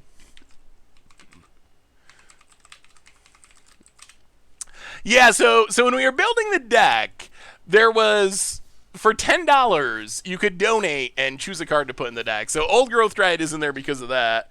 Oh, I haven't seen it, Thingam. Can you send me the list again? Triple trigger on stage 1 would have drained the opponent on 3 for 3. Wait. Triple, I'm so confused. There's a way to triple trigger? Yeah, we'll keep this. Let me see, Thingam. Oh yeah, it is really bad. I think that's why someone donated to put it in. Flower Power. Ooh. That's kind of an interesting blue-white tempo shell. I've seen mostly more like hardcore control-looking decks with Mordenkainen and Grandmaster of Flowers. I like the tempo plan. That looks sweet. Any chance we'll play Hammer Time again? Yes, there is a very good chance that we'll play Hammer Time again. This is an extra long stream. We're going 4 hours rather than 3 hours. So we still have 2.5 hours to go. So there will be more Hammer Timing. I'm pretty sure. Ooh, Oracle. All right. And Scoots too. And Lotus Cobra mana. A black source would be pretty helpful. A black source to cast these Murderous Riders, or a blue source to cast a Mind Flayer. Either one would be helpful. Opponent shuffles it away. Blue Color Man! Welcome to the Fishbowl. Alright, there's black source. Welcome to the Fishbowl. Thank you so much for your subscription. Big super cheer for you. Thank you, thank you, thank you. Well, step 1. What are we even killing? I feel like all these things need to die. One needs to die the most. So we can play Paradise Druid. But what do we gotta murder? What do we gotta murder? Is the donation tracker up to date? It should be live, so I don't know though, because I feel like we've got a bunch more donations and it's still been stuck at 15 something, but it's supposed to just automatically update, but I feel like it's not updating as it should be. Kill a Swarm. Alexander Seppa with a normal donation. Thank you so much. $2 donation should have donated all the cards to an Emergent Ultimatum deck and made you play one of your worst enemies for 4 hours. Oh, I'm glad that didn't happen. I'm really glad that didn't happen. Well, we're going to attack. I think we're fine with trading with either of those. All right, opponent untaps. Yeah, I don't know why. I feel like more donations have come in, but the tracker is not updated. Another Scoot Swarm. Huh. Maybe we want a Scoot Swarm. Do we want a Scoot Swarm, or do we want to kill a Scoot Swarm? Well, Mind Flayer. Take the Oracle. Trio. Paradise Druid. Go. Hey, what's up, Jim? How are you? We're 2-0 so far. We have not played quickly, but we have been winning, and we've been playing some really janky, ridiculous decks. So, caboose! Welcome to the fishbowl. Hey, good to see you, Jim. Thank you so much for your subscription. Big super for you. Thank you, thank you, thank you. Yeah, I'll try to confirm the donation tracker because I feel like it should be higher than it's saying.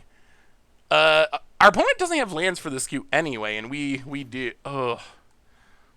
Yeah, maybe we should have taken the scoot. But then we want to fit our lands. Play a land, play a land. Chupacabra. Kill the scoot.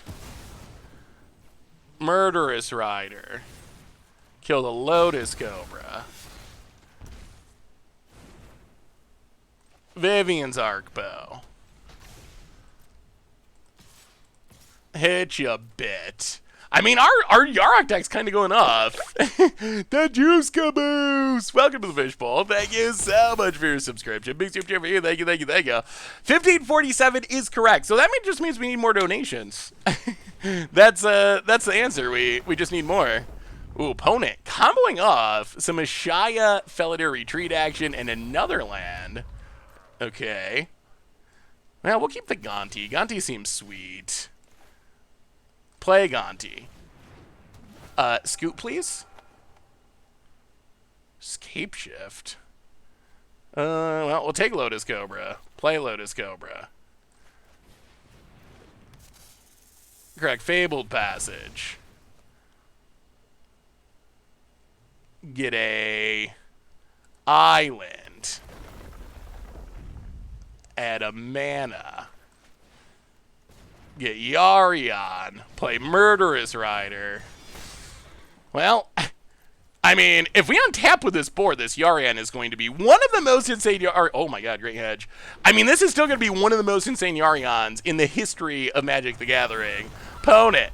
Doing what they can, but Yarion's coming. Oh, this Yarion's going to be so absurd. Yeah. Opponent. Land, comboing off. Out of cards, though. Sure. Cracks it, keeps going. I think we're okay, though. I think we're okay. Can you donate from mobile? I believe you could donate from anywhere. Opponent. I wanted to fetch to try to hit a land on top and shuffle away the cards we did have on top, the Thragtusk, but... alright. Come on, deck. Ooh, Panharmonicon on top. Well. So what's good to blink? Gonti... This.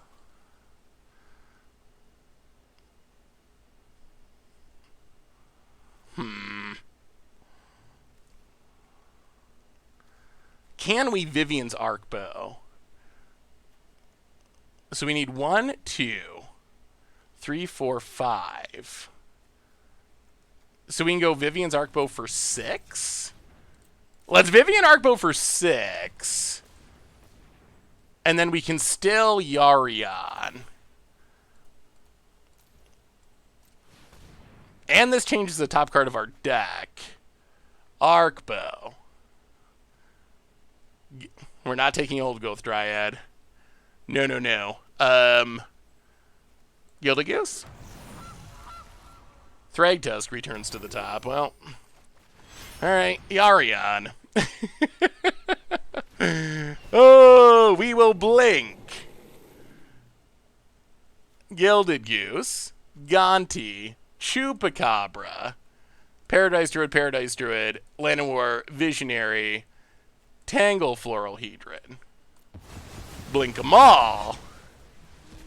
Back to you, opponent. No attacks this turn. Get back a few Magic the Gathering cards. Kill the Ashaya. Get some food for the charity stream. Yeah, we'll take Ancient Green Warden. That's kind of cute. Draw Thragtusk. Go. What a wild game. What a wild game. Oh, we have a new donation. Will feeding the kids mean oh wait, no, we already got that one. That is not a new one, but thank you. Safian adds $20 donation with the ARF. Thank you, thank you so much. Donation for the puppies. Vote it passes. So 1, 2, 3, 4, 5, 6, 7, 8, 9, 10, 11. Actually, maybe we shouldn't go all the way. So it's 1, 2, 3, 4.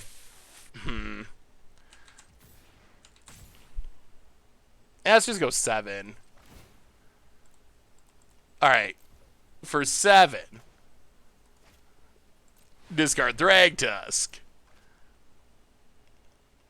We probably do want like a Rex Age or something to deal with artifacts and enchantments. Well, Hostage Taker. Snag the Great Henge. And opponent! Done, done, done, done, done!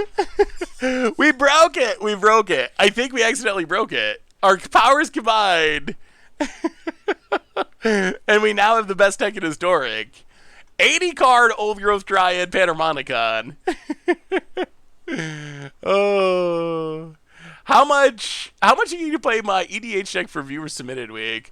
So really, I've never done donation decks outside. This is actually the first time, and this is because it's for charity. So I don't know. I still haven't gotten to the point where I'm comfortable with the idea of doing donation decks for non-charity. I think maybe a stream would be okay, but I don't know. For stuff like Commander Clash, I don't really feel comfortable being like, oh, if you give me so much money, I'll play your deck. But I can tell you, if you send me your deck, I will definitely consider it for viewer submitted week with no money being necessary. I mean, Commander Clash, maybe we got to do a Commander Clash charity stream. A Commander Clash charity stream could be pretty sweet. Bring in the Ras. Sorry whoever donated for Old Growth Dryad, but it's gotta go. It's gotta go. It's so incredibly bad. It's like the worst Panharmonicon deck in Magic. Like one of them at least. On the very short list of worst Panharmonicon cards. Commander Clash is a series we do on the YouTube channel where we play Commander each week. We actually have Commander Clash live tomorrow. Forbidden Mirror. Send slow. We'll keep it. We're playing Panharmonicon. Welcome to the Fishbowl. Thank you so much for your subscription. Big super tier for you. Thank you. Well, breeding pool. Go. About it. Oh, Chad, I had a question for you. I don't know. Do you watch the shorts at all on the YouTube channel? I did a short the other day about the 4 muscle slivers. What did you think of that style of short? I thought it's like an interesting, funny story, but there was most of the comments actually seemed really positive, but there was one comment that was like that seemed to think it was coming across negative and like not the right tone for Goldfish. I thought it was just like a funny old story, but I was curious if anyone else felt that it came across as like a negative thing, because I wasn't really looking at it that way. Even though it was a story about cheating, I mostly looked at it as like a funny story from Magic's history. Who is doing Commander Clash Live now that Tomer stepped away? Well, Commander Clash Live is still featuring Tomer. So we still have Tomer for Commander Clash Live. This is kind of Tomer's last hurrah for the moment. So still Tomer tomorrow. Although, just before going live on stream, I heard that I don't believe that Krim is going to be able to make it tomorrow. Krim had a scheduling issue, so I think that that we're going to have a fill-in perhaps. But yeah, Tomer will be there tomorrow. And Tomer, people are confused by this. I don't know how anyone could have watched last week's Commander Clash and not understood that Tomer is just taking a break for the season. But Tomer is not getting fired. He's not stopping making content, anything like that. He's just, we've all taken breaks from Commander Clash in the past. I've taken breaks for seasons. Richard has, Krim has. Tomer is the one person on the cast who has not ever gotten to take a break. So that is what this is about, is Tomer getting a break more than anything else. All right, Bounce Llanowar. Copy Tube. Man, Sublime Epiphany is a card. Bounce it. Copy it. Kill it. Whoo! Green Warden down. Smack you a bit with Choops. And pass the turn. Whose perspective will I get to watch then? So we've been rotating perspectives. I assume that next season, when Tomer's out, I will probably do the Tomer role, which I think means I'm contractually obligated to say Crash On, no matter how cringy it is. I think that's one of Tomer's rules. Like, if you're gonna be Tomer, you have to do two things. You have to put your hand over the camera and then pull it back as a transition, and then you have to say. And then you have to say Clash On, no matter how much YouTube yells at you about it being cringy. All right, opponent, gonna take their beads. We will.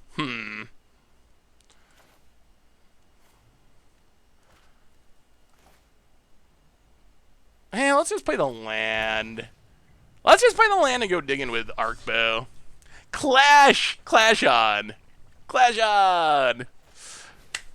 Opponent. Gilded Goose. We might have to do another deck donation. We're stuck in the 1500s still.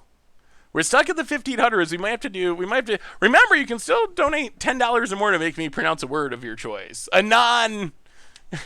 A non-offensive word of your choice, just so it's clear. But any word, opponent.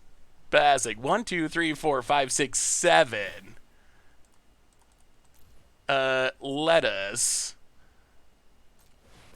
discard Crypt Lurker. 7 cards deep for a Yarok, please. Well, okay. A Sarac. A Volo deck. A Volo deck could be sweet. Now, let's go for the big one. Mad Mage, again alive. Mountain. Attack you. Opponent takes it. Or maybe we just keep winning with Panharmonicon. Hey, Seth. I donated $10 right before the start of building this deck. Did it show up and I missed it? Oh, did I? Oh, no. Hopefully I didn't miss it, Majora. My biology, did I? I'm trying to see. Oh, I did. I think I must have gotten distracted by the deck building. My apologies. $10 donation from Majora did nothing wrong. How about a Princess Caroline tongue twister? She portrayed the formerly portly consort in the Seaside Resort. Courtly roles like the formerly portly consort are Courtney Portnoy's forte, but she's got a new action movie that's supposed to change her image. Mistaken. It's kind of funny. I cannot pronounce words very well, but I actually think I'm pretty good at tongue twisters. Like, I don't know how that works or why that is, but I think I can nail tongue twisters. I just can't pronounce actual words. Who can pronounce actual words? All right, 8 cards deep. That was pretty good though, right? That was pretty good. Oh, thank you. Thank you for the donation, Majora. And the fun tongue twister. I like tongue twisters. It's because you're faking not being able to pronounce things for YouTube engagement. That has never been confirmed, Jim. That's never been confirmed. I've heard those rumors too, but am I above intentionally mispronouncing a word for engagement? Of course not.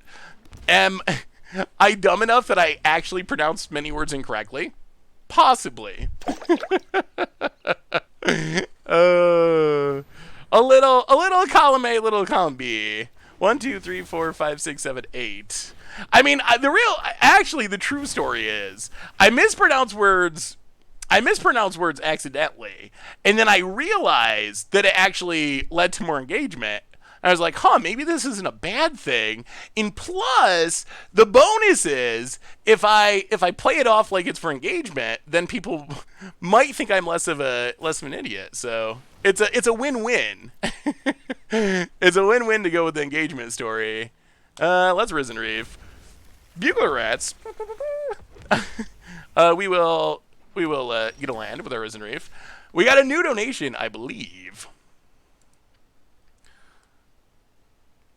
Oh no. Astroblaze, this is a hard one, so here's $20 for the kids.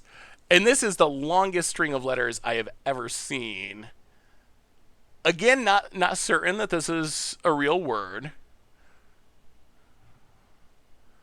Yeah,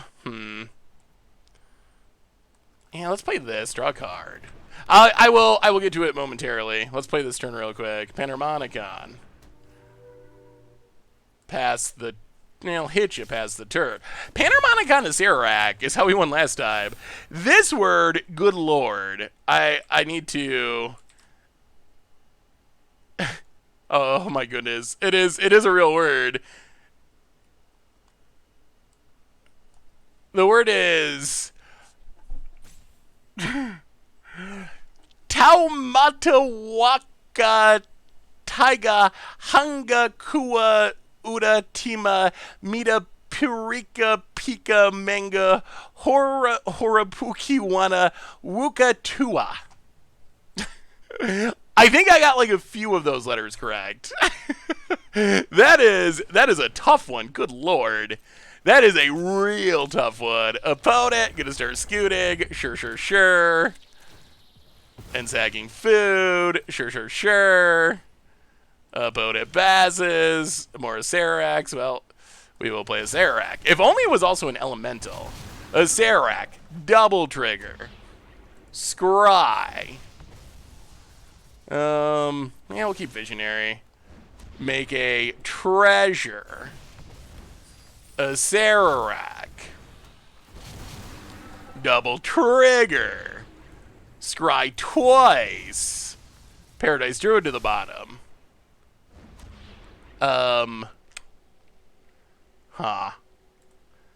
Yeah, we're gonna finish the dungeon, I think. A Sarac. Double trigger. Scry thrice. Bottom, top. And finish the dungeon. Draw 3. Llanowar Visionary. Also double trigger. Whew, there's a Yarok and a Risen Reef. Well, untap land. Risen Reef. 4 triggers. I mean, a Sarac Panharmonicon might be a deck. Like, we kind of put it in just for fun, but it actually seems like it might be working. Maybe this is a real thing. Maybe we actually have to build a Sarac Panharmonicon deck. Discarding a Sarac. We're at 8. We probably could discard Citadel.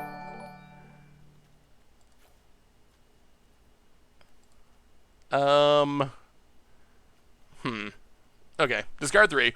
Whoa! Massive donation from Dries. That is a huge one. Dries, $100.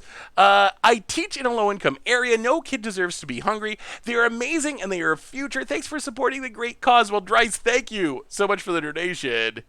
Definitely appreciate it. It is a really good cause. I mean,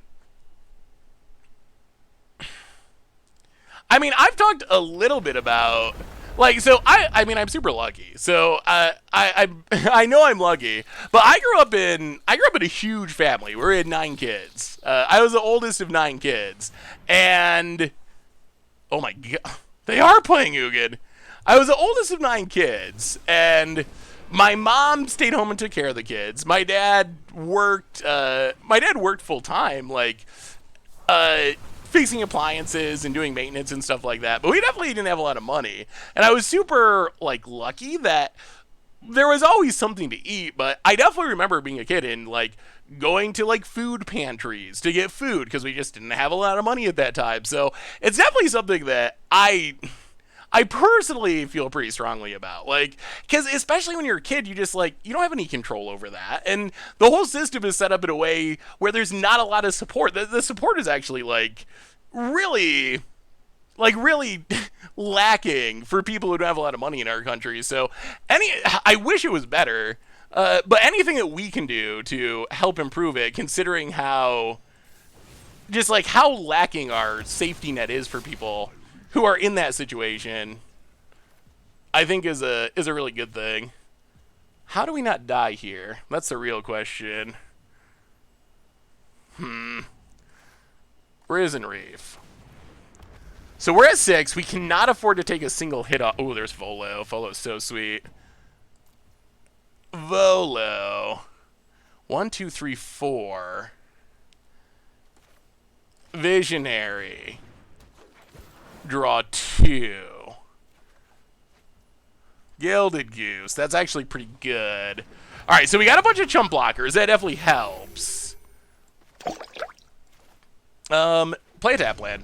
Pass the turn.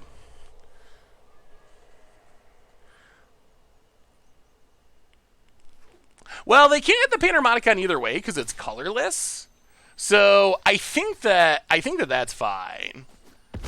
Like, they're not going to hit Panharmonicon no matter what. My Doshin didn't seem to go through. I got confirmation, but nothing showed on screen. Oh, Gory, I'm sorry, I got stuck in the story. I definitely see it there. I can see it in my Tiltify. It definitely went through. I don't know about the on-screen thing. They should all pop up on screen. But Gory inverse $20. Wasn't able to watch earlier. But how did you win with the Serac and Panharmonicon? Oh, it was so good. We got 2 Panharmonicons. It was in the late game because we were locked by 9 life Solemnity, and we were able to. We also had a Yarok going, I think, so we were getting 3 triggers every time we Aceract, and our opponent was like at 5, but we were locked under 9 life Solemnity, so we were able to.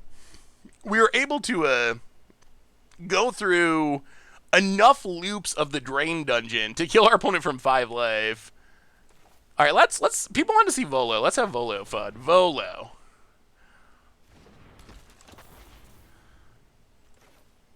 Gonti. 2 Gontis. Gonti 1. Double triggers. We'll take that. That seems pretty decent. Gonti 2. We'll keep the real one. Oh, so good. So good. Oh, that's a scoot. That is a scoot. An Oracle. Well, our turn to do some scooting. Scoot. We will also double trigger that. Floral Heater is a land. And a Gilded Goose. Maybe Volo's good. Maybe Volo's good in this deck. Found it. Looking like they might be in rough shape. Hit ya. We have half of our opponent's value in our hand at the moment. There was a request along with my donation, if you don't mind. I'm looking right now, and we're actually we're ranking up. I said earlier I was a little afraid that we were going to be the one who just like crushed the rank and prevented the whole crew from making it to Mythic. But so far, we're janking around with Panharmonicon and going undefeated with our super janky decks. We have another donation. Count Jody, please say... okay. Please say... I guess I gotta put this on screen again so you can see it. Please say...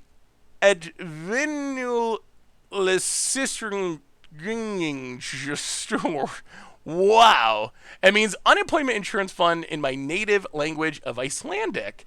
Well, I apologize to all of Iceland because I know that I said that incredibly wrong. But in my defense, that string of letters mostly looks like gibberish to me as someone who only knows English. Usually you don't have a Y and two G's next to each other in a word. Oh. Did I just have a stroke? Similar. All right, you wanna? So some people want to see more hammer timing. Are we hammer timing? Are we donating for another deck? Let's play a hammer time match because some people want to see more hammer time, and then be thinking about it. If any of you are big spenders who haven't donated yet and have a deck that wants to be played or a card that you want build around, the $100 donation to have your deck played or build around a card is still available. So keep that in mind. We're nearing our goal.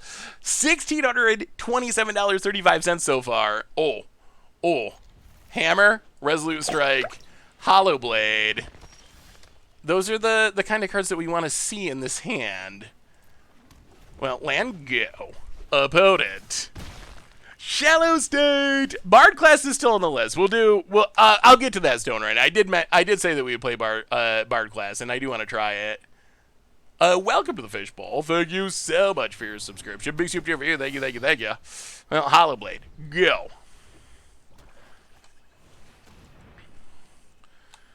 Lord of the Accursed, interesting. Oh, all right, Stone Rain. I will try to. That's not a good attack. All right, after this game, I will try to get in a Bard class game. Because you submitted the deck, so I would like to do it while you're here, so I will try. Well, kill the zombie. Play the land. Colossus Hammer. Let's see if our opponent has any fear.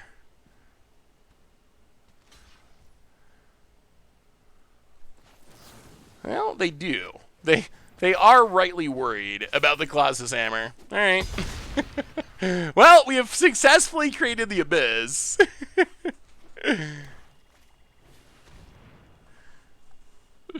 I didn't say that it was gibberish. I said as someone who only knows English, the combination of letters look like gibberish. That's my ignorance of Icelandic, not something that is wrong with the Icelandic language. That's on me for not knowing it. About it. Blocks. Yeah, okay. Sure. Hollow Blade. Yeah, we'll play Inspiring Advantage. Go. Well, this is what a Colossal Hammer can do. An opponent, dud. Oh, I'm super excited for the puppies. I really am. I am very hyped. I went and had the inspection on the house I'm trying to get today, so that's progressing. Puppies popped up. We got an awesome charity stream. Oh, you haven't seen the puppies yet? Oh my goodness. So I've wanted puppies for a long time, but I live in a place that doesn't allow pets, the apartment I'm living in. But I'm in the process of getting a sweet little house, and the house is supposed to be done in September-ish, and then I just stumbled into the doggos, and yeah, so these are the two puppies that, unless something goes crazy and the whole house thing falls apart during the process, then yeah, these are my two little puppies that I'm planning on getting. This is the male, this is the female, brother and sister. Yeah, someone I know had puppies, and they had gotten rid of all except two of them, and they had two left, and I was kind of thinking getting two makes sense, because then they can play with each other, so yeah, the process is definitely annoying. I'm a Magic player. I'm used to like, oh, I want to buy this Magic card, so I give you money and you give me that Magic card. Even if it's an expensive Magic card, I give you the money, you give me the Magic card. But buying a house is a whole nother story where it's like this huge, ridiculous process, which yeah, much different than buying anything else. So I mean, it's looking good. I guess there's still possibilities that you never know with the whole mortgage process. Like, there's still opportunities for things to, like, randomly fall apart. But, yeah, I got through the inspection. That went well, which was the next step. So, I think we should be good. I think the probability is pretty high. Yeah, and I've already done that part. Like the contract is signed, so it's just going through the mortgage and the inspection and the appraisal. But the contract is signed, so I don't think there's any backing out at this point unless something crazy happens with like the appraisal or something. I'm actually like super lucky, Nannerpuss, that even though a lot of my job is streaming and making content, my actual job is I'm the content manager for Goldfish. So I've actually been a full-time. Wow, they probably should have taken this apostle. How do they beat an apostle? But yeah, I've actually been a full-time like salary employee of Goldfish for oh boy, a while now, like several years. Hey, thank you, Darky Boy. So that made it way easier. I do not envy anyone who is not lucky enough to be in that position, which is actually pretty rare in Magic content. It just kind of worked out that way. So yeah, so having a real job, quote unquote, made the process a lot easier than if it was all just I don't even know how, because like the guy who's doing the guy's doing the mortgage, I really like him, but he's like 60 years old, and he's like, oh, I've been doing this for 30 years, I know all about it, which is great, and I like the guy, but I do not imagine that he understands like Twitch or streaming or YouTube very well, so it would be a very difficult conversation to explain to a mortgage company. Did I sell the overlay? The overlay is, this is for our charity stream. We are charity streaming. We're raising money. If you got some extras, feel free to donate. Donate to, make sure there are no kids hungry. I was not expecting okay, so opponent has a lot of removal. They have much removal. That much is clear. Midnight Reaper. Sure. Well, I guess we're just going big. Maul it. Hit ya. Down to 4. Do you have another removal spell? If so, we might be in trouble about it. Done. Done. Hammer time. Whoo! Okay. Wow. We're cruising. We're cruising with our janky decks. Opponent did turn into Mono Black Control. So have you spoilers for who's replacing Tomer? So it has not been announced who is joining Commander Clash next season. Yeah, so you gotta keep waiting. All right, let's try the Bard class deck, Stone Rain, before you gotta go. We'll give it a go. This is very close to the deck that you sent in, except slightly adapted for best of 3, but I didn't make any big changes. So we will see. I'm not 100% sure. The one thing that concerns, well, all right, two things I'm not sure about. One is no 1-drops. I kind of feel like some 1-drops could be beneficial.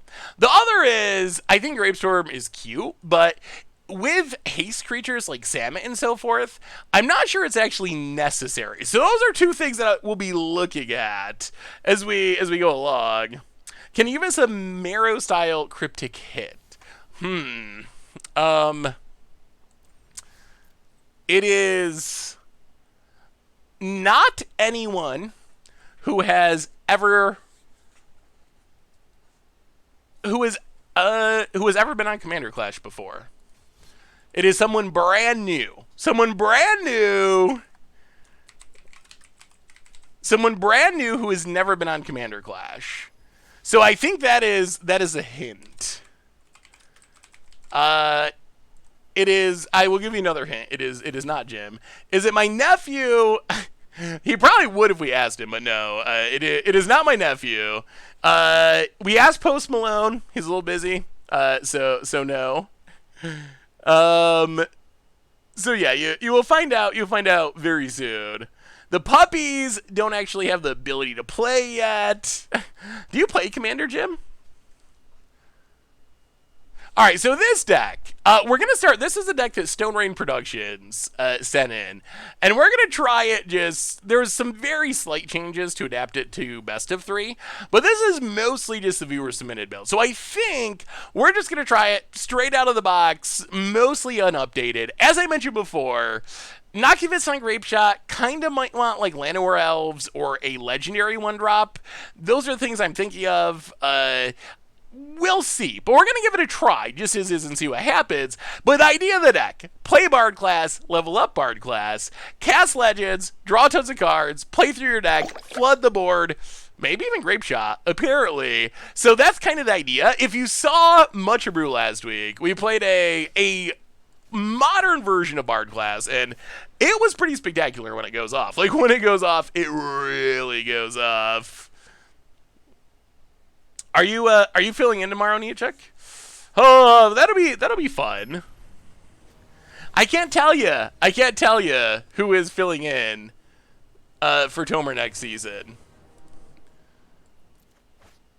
You will find out soon enough. I will tell you that. Like, you will find out very soon, because we're not that far away from the start of the season.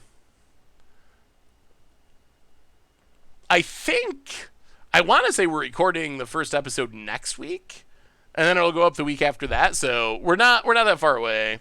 We are going to need another land with this hand. Another reason I'd like a 1-drop is to turn on Mox Amber. If there was like a Ragavan or something, it would be insane. But you just mulligan until you hit Bard. I mean, this hand seems functional to me, though. The way I think of Bard class is, I think that, wow, opponent's going to, if this is Tybalt's trickery, I swear, you better not be trickering us, opponent. I mean, this is best of 3, so hopefully they're not.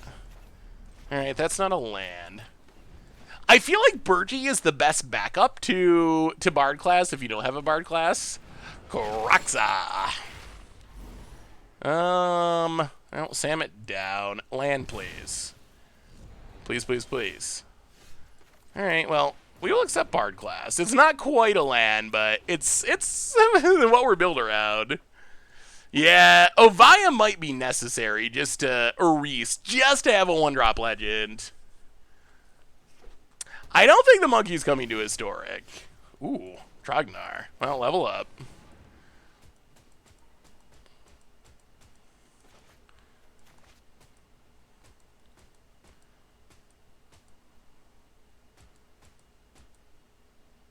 I do like Hezareth's Monument a lot. Yeah, Bard class is one of the sweetest. Well, Trognar.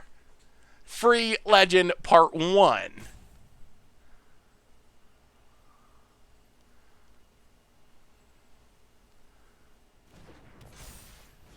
Mox Amber. Oh, are we going to get punished because we didn't play this first? We might. Alright. Well, that was a bit of a punt, I guess, sequencing-wise. I don't think they can put Ragavan in Historic. I'm almost a little worried about Dragon's Rage Channeler, honestly, and that's worse than Ragavan. Ooh, Monica and Moon for Panharmonicon and Blood Moon. Those are actually kind of good names. And they sound like, you know, reasonable enough dog names. Thoughtseize. Sure. Sure. Takes Burgee.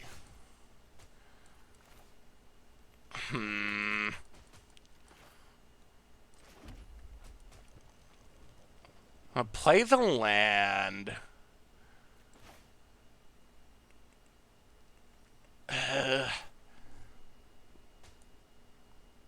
We need to get to... We need to get Bard class. I think we just play Domri.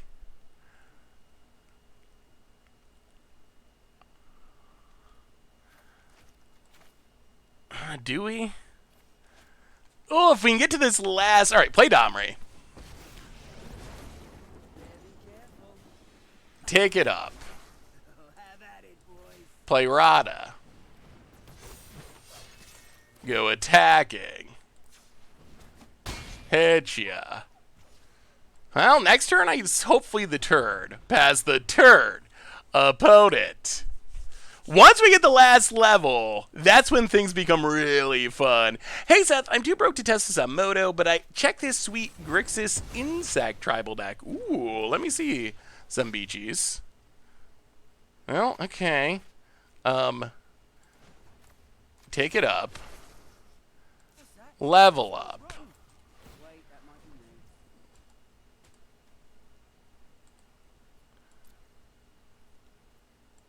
Pass the turn. All right. Almost.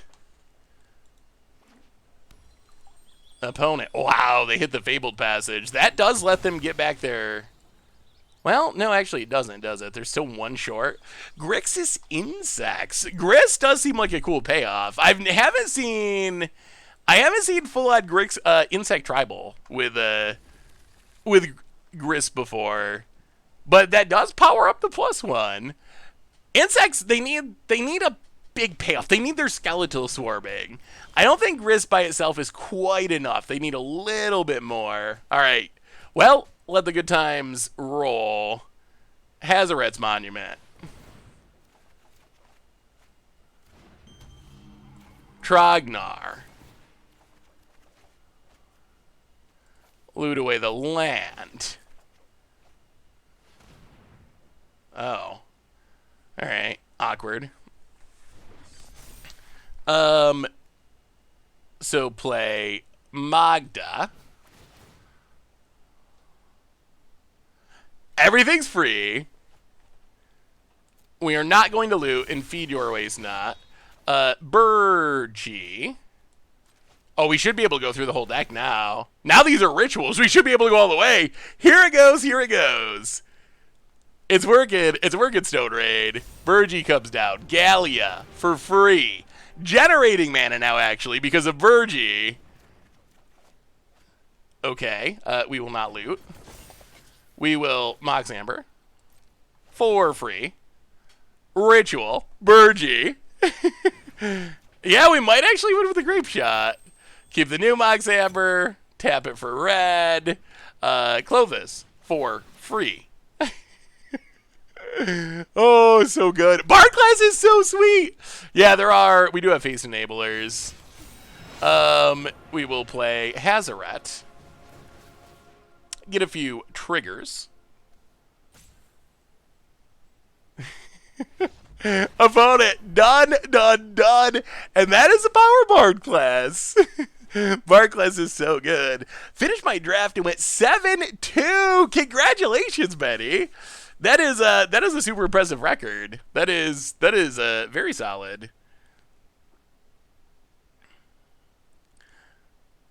How do you know what your storm count is on Arena? So I believe it says it on the storm cards directly. So if we drew a Grape Shot, I believe it'll just say storm count or whatever on Grape Shot. So I think that is a main way. What is our opponent playing? Mardu. They mulligan so much, we didn't really get to see what our opponent was doing. You need the deck list? I can provide it. So this is one that is an adapted version of a viewer submitted deck.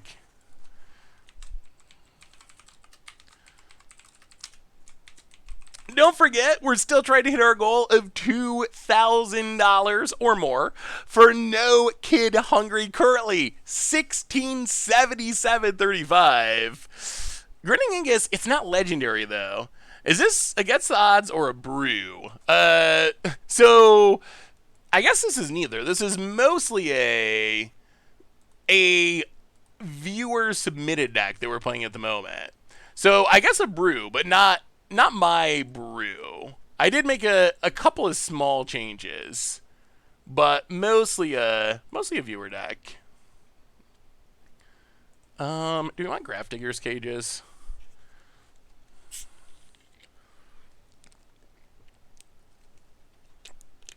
How much of a donation to shave the beard? Not happening. Not happening. It would have to be huge. We would have to be feeding a lot of hungry kids. I don't even know the proper number, but it would be really high. Really, really high. I love the beard. I really love the beard. I'm sure there is a number that if we're going to donate it to charity, I would do it, because at some point my selfish love of my beard would not be worth it if we're going to do, you know, a ridiculous amount of good in the world. But we'd have to be doing a ridiculous amount of good in the world. I don't think have I ever not had a beard since I've been doing content? I don't think that I have. T-Beebs, welcome to the Fishbowl. Thank you so much for your subscription. Big tip for you. Thank you, thank you, thank you. I don't think that I ever have. I have not had a beard at various short periods of time in my adult life, but not recently. Aww. We wanted the Bard class. Alright, opponent. Hater of fun, lover of inquisitions of Kozilek. I would have to, yeah, maybe like a big handlebar mustache or like the curly ones. You can do some cool things. Like, it's not the same as a beard, but you can still do some pretty cool things with like mustaches and sideburns. Any idea if we can expect some new Pioneer content? Would love to see episodes by you. Tyrant of Tales, it's an awkward time for Pioneer. So here's the big issue with Pioneer is I feel like it's kind of in this weird death spiral at the moment, with Wizards not putting on Arena yet, even though I really think they should. But basically the problem is, because Wizards isn't supporting the format, players are not as excited about the format, and there's all this crazy stuff going on in other formats with Modern and with Historic and with Standard, but Pioneer's getting left out in the cold. And then, to make matters even worse, you have content creators not making content for the format, and you get this weird chicken and the egg situation. So basically where I'm at now is, like, if I make a Pioneer video, it's just not very popular. Is it partly because I haven't made as many Pioneer videos recently, or really any recently? That's probably part of it, but you have this weird, like, chicken and egg. So because the videos aren't popular, I'm less likely to make it. But then because I'm less likely to make it, maybe they're less popular. So I'm really, really hoping that with Historic becoming this digital-only format that is not ever going to be able to be a thing in paper, I'm really, really hoping that we see Pioneer come to Arena still. I know Wizards said they're focusing on Historic, and it's not a priority or whatever, but I'm really, really hoping and praying that Wizards changes their mind and puts it onto Arena. And then that would solve all those problems. Because then people would be hyped for it. Arena would have a real, quote-unquote, eternal format that's tied to paper and isn't just a wild digital-only thing. Yeah, Horn is like the best backup to Bard class. Wow, okay. Well, that works. Yeah, definitely Horning. And original Ragavan. A Ragavan before the riches. before he was famous. Oh, opponent down to 17. See, Ragavan's already in Historic. We already got the monkey. Wait, what is this article? Is this an old or new article? Published 23 hours ago. Today has been sort of tough sledding. All right, well there goes Kirizev. Opponent passes. Ooh, Samet. Oh, we can't cast it, can we? Well, let's discard the ooze. Draw a couple cards. Land and Trognar. Go. Toy and game maker Hasbro has said it's going to raise prices as the holiday buying binge approaches. We've successfully established price increases that go into effect in the third quarter, provided offset to the rising input and freight costs of the business, Hasbro CEO said during their earnings call on Monday. The supply chain pressures are meaningful, But given that the strength of our business, the actions we have taken, combined with our global footprint, we continue to believe we can meet our targets. Huh. Does this mean... Now, this doesn't really say anything about Magic in specific. A 10% hike would be a bit high. Wow. So do you think that's going to hit Magic? So this is going to be a very unpopular answer. But the price of a Magic pack has not increased in a really long time. Like, it has basically been in the same place 10, 15 years. So even though Wizards makes ridiculous amounts of money, and even though a lot of stuff is overpriced, and even though Wizards can be really greedy about some stuff, it would be hard for me to get too upset about Wizards. Ugh, alright. It would be hard for me to get too upset about Wizards raising the price of a booster pack in specific, just because they haven't raised the prices in so long. Well, let's level up Bard class.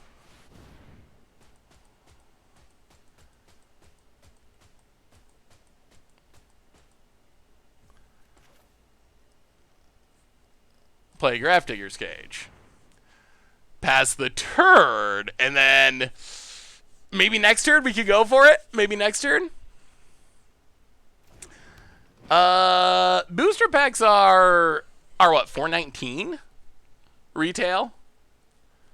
So obviously I don't want Wizards to raise prices, but but I actually think it's been so long, they probably can justifiably be like, I mean, it's been 15 years since we've raised prices. Things have changed, inflation, blah, blah, blah. And it would be hard to be like, no. I think, like, my biggest concern economically... Oh, no. My biggest concern economically right now is... Okay, we draw land. My biggest concern economically right now is definitely how Jumpstart's going to work on Arena. All right, Legends. Legends for the win. Can we go through our deck? So, opponent, you get a free land.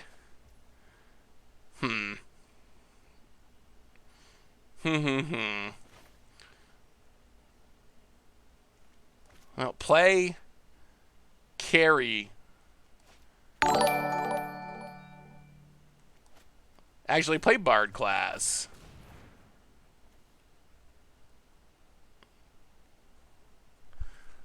We have a new donation. We're slowly gaining towards our goal. We have a new donation from Dryce.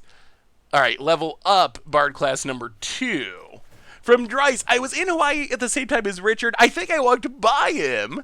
Number 2, come in chat. There's 1,200 of us. Everyone donate $3. Feed the hungry kids and make Seth read all the messages out loud. I agree with that. Let's get those donations. Let's get them going. Let's get them going. Bard class. Trigger.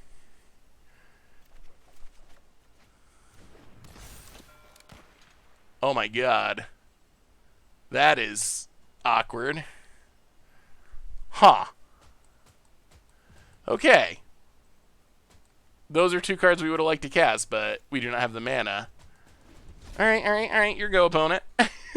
Not the Legends we wanted to hit, that's for sure. About it. At least we got Ragavan. We got the Ragavan, so we should be fine.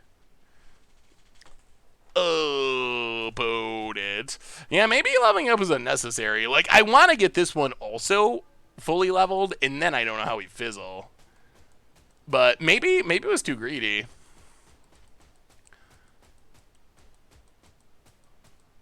Maybe it was too greedy. Inscription of Ruin. Goes attacking. Well, we'll see what we draw. I mean, the last level on Bard Class 2 was really good. Then we're drawing 4 cards every legend. Well, let's discard. See what we hit. Opponent makes mana, gets a land. We find Magda and Rada. Well, play Magda.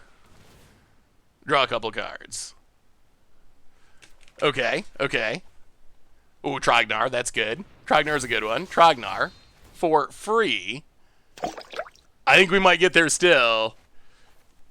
Okay, Burgie. Burgie's very good. Burgie. That lets us maybe go infinite. Okay, okay, Clovis. For free. Trigger, trigger. Trigger, trigger. Here we go. Burgie. About it. Yes. Ooh, alright. Samet. Haste him up. Is that lethal? I think that's lethal. Oh, Burgie! Alright. No matter what jank we play, we're just winning tonight. It's for the kids. It's for the kids. No matter what we play, it's just working out somehow. New donation, Astro Blaze, $3 donation. Here's a fun grammatically correct sentence. Buffalo, buffalo, buffalo, buffalo, buffalo, buffalo, buffalo, buffalo. Oh, well, thank you, Astro Blaze. And that was pretty grammatically correct. The Magic Gods apparently love charity. Yeah, that worked out really well, Stone Rain. That was super fun. That was super fun. Yeah, Bard class seems good against that. Do we wanna So alright, do you have any suggestions? Do you have any suggestions that could be added to Bard class? Do you think it's worth trying to play 1-drops? Like, what legendary 1-drops are available? Are there any that are worth it? Oh yeah, hang on. I forgot. There's very few cards in this collection. Reese. Shadowsphere does technically work. So we have a Via Parishi, make a Servo, make a Construct, Reese, kind of similar. It doesn't necessarily have to be creatures. That is true. There's no Oath of Nissa in this format, unfortunately. Ooh, a big one came in. Anonymous, $50. We are creeping ever closer to our goal, over $1,700. That is very impressive. Thank you so much, everyone. Like, seriously, every time we do a donation stream, y'all come through for good causes. There's no Zergo in Historic yet. No Zergo. Instruments of the Bard seems pretty bad. I mean, we could just play random 1-drops. Hopagurapur. Just like play a Hopagurapur, play a Ovaya Parishi, play a Risa Redeemed. And what do you think about Llanowar Elves? Like, is Llanowar Elves necessary for this deck? I don't know about Growing Rights. Growing Rights seems difficult to cast. Ooh, Ozolith. We don't have anything that works with the counters, though, do we? Not really. Seth, you need the Grass Cradle Flip enchantment because the same as Oath of Nissa. That is sweet, except it costs so much mana, though. I wish Oath of Nissa's I really like because it's free. I'm disappointed in the fact that it costs 3 mana, although it is sweet that it digs for a creature. Growing Rights is nuts. Maybe I'm underestimating it. Singleton and play Lutri. The problem is we need Bard class. Like, Bard class is too important to not play as a 4-of. Like, the entire deck is built around Bard class. Wait until we have a game where we don't have Bard class. You will see a very, very different performance. Because Bard class is just, like, so important to what this deck's trying to do. The donations are rolling in. Anonymous, $50, $50, $50, up to $18.30. Thank you so much, Anonymous. That is amazing. All right, let's just run it again. I think that's fine. Is Grape Shot necessary? I'm just not sure it's necessary. If you got Mass Haste, you need Grape Shot. It's not legendary. It is kind of funny. All right, let's give it another spin. We got another new donation, Jacka de Cleric, $10 donation. Long time watcher, first time talker, currently brewing a Chromium Flash EDH deck. Gonna get him with Angel of Dire Hour and Vorpal Blade. May the magic gods bless the stream, and let's feed the kids. Well, thank you so much, Jack the Cleric. And yeah, the deck sounds sweet. I haven't really... Has anyone killed someone with Vorpal Blade yet? I have not pulled off the Vorpal Blade kill. Zalzalong... We need to do that for against odds, don't we? Zalzalong, $20 donation. Thank you so much. Has anyone actually killed someone with Vorpal Blade? I'm very curious. We're going to mulligan. Oh! Well, I guess we're still mulliganing. We might be getting our first loss. Oh, that's a Bard class. I take it back. We're fine. We got a Bard class. Life is good. Yeah, let's put Magda to the bottom. All right, well, Bard class Clothis. Can that win a game of Historic?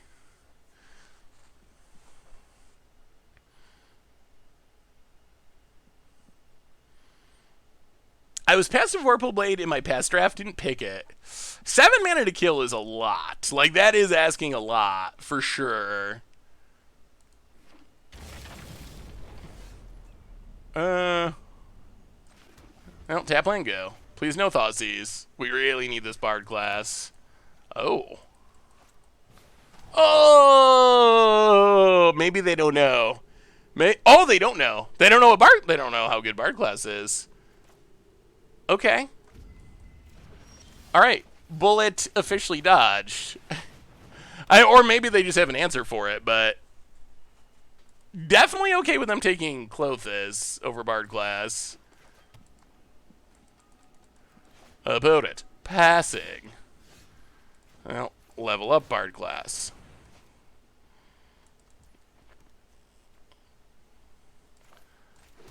Play a land past the turn. I think we're going to try to go with Horn. Varian Variante for the 52nd month. Welcome to the Fishbowl. Thank you so much for your subscription. Big super for you. Thank you, thank you, thank you. Gelazeth Prismari. Well, land. Horn. Alright. Well, next turn is the turn we try to go for it. We're going to need a little bit of luck. This looks like 5-color dragons. This might just be Tiamat. About it. Getting in, hitting us. Sure. Please don't kill the horn. Down to 17.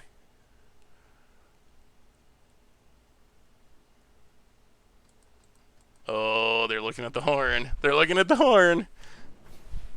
Oh, no. Alright. Kills the horn and loots. Well, that's depressing. The S has got to be some sort of Niv pile. About it. Passes. I'll play the land. Level up Bard class. And I think we gotta wait. We gotta wait and try to go next turn. Yorgo, please tell us the Bard class sticks. If Bard class sticks, we got a shot. We got a shot. About it. Oh, you can't see the cards in hand. You're right. It's 3. I just realized that too. You're right. You can't actually see it. Yeah, we gotta wait one more turn, I think. Land. 1 card in hand hits us. Ooh, it might be party time. Trognar. Draw 2. Okay. Radas. Double Rada. Acceptable. Rada. Draw 2.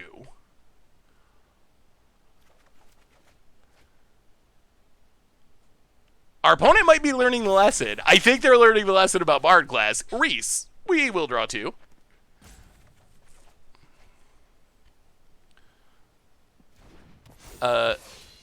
Burgie.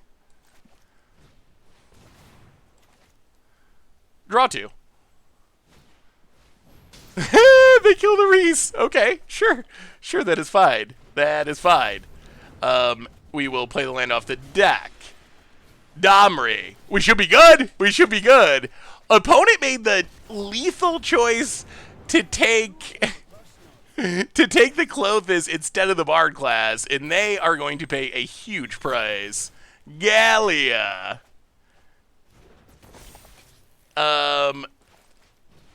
Growing Rights of Itlamok. Okay, there's Samet. Get a Grumgully. Grumgully. Carry Zev. Whoo! Mox Amber.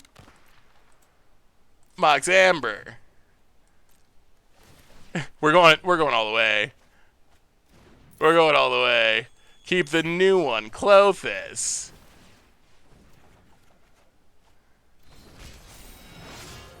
Azeka. Gotta get the Vigilance. And then Hazaret.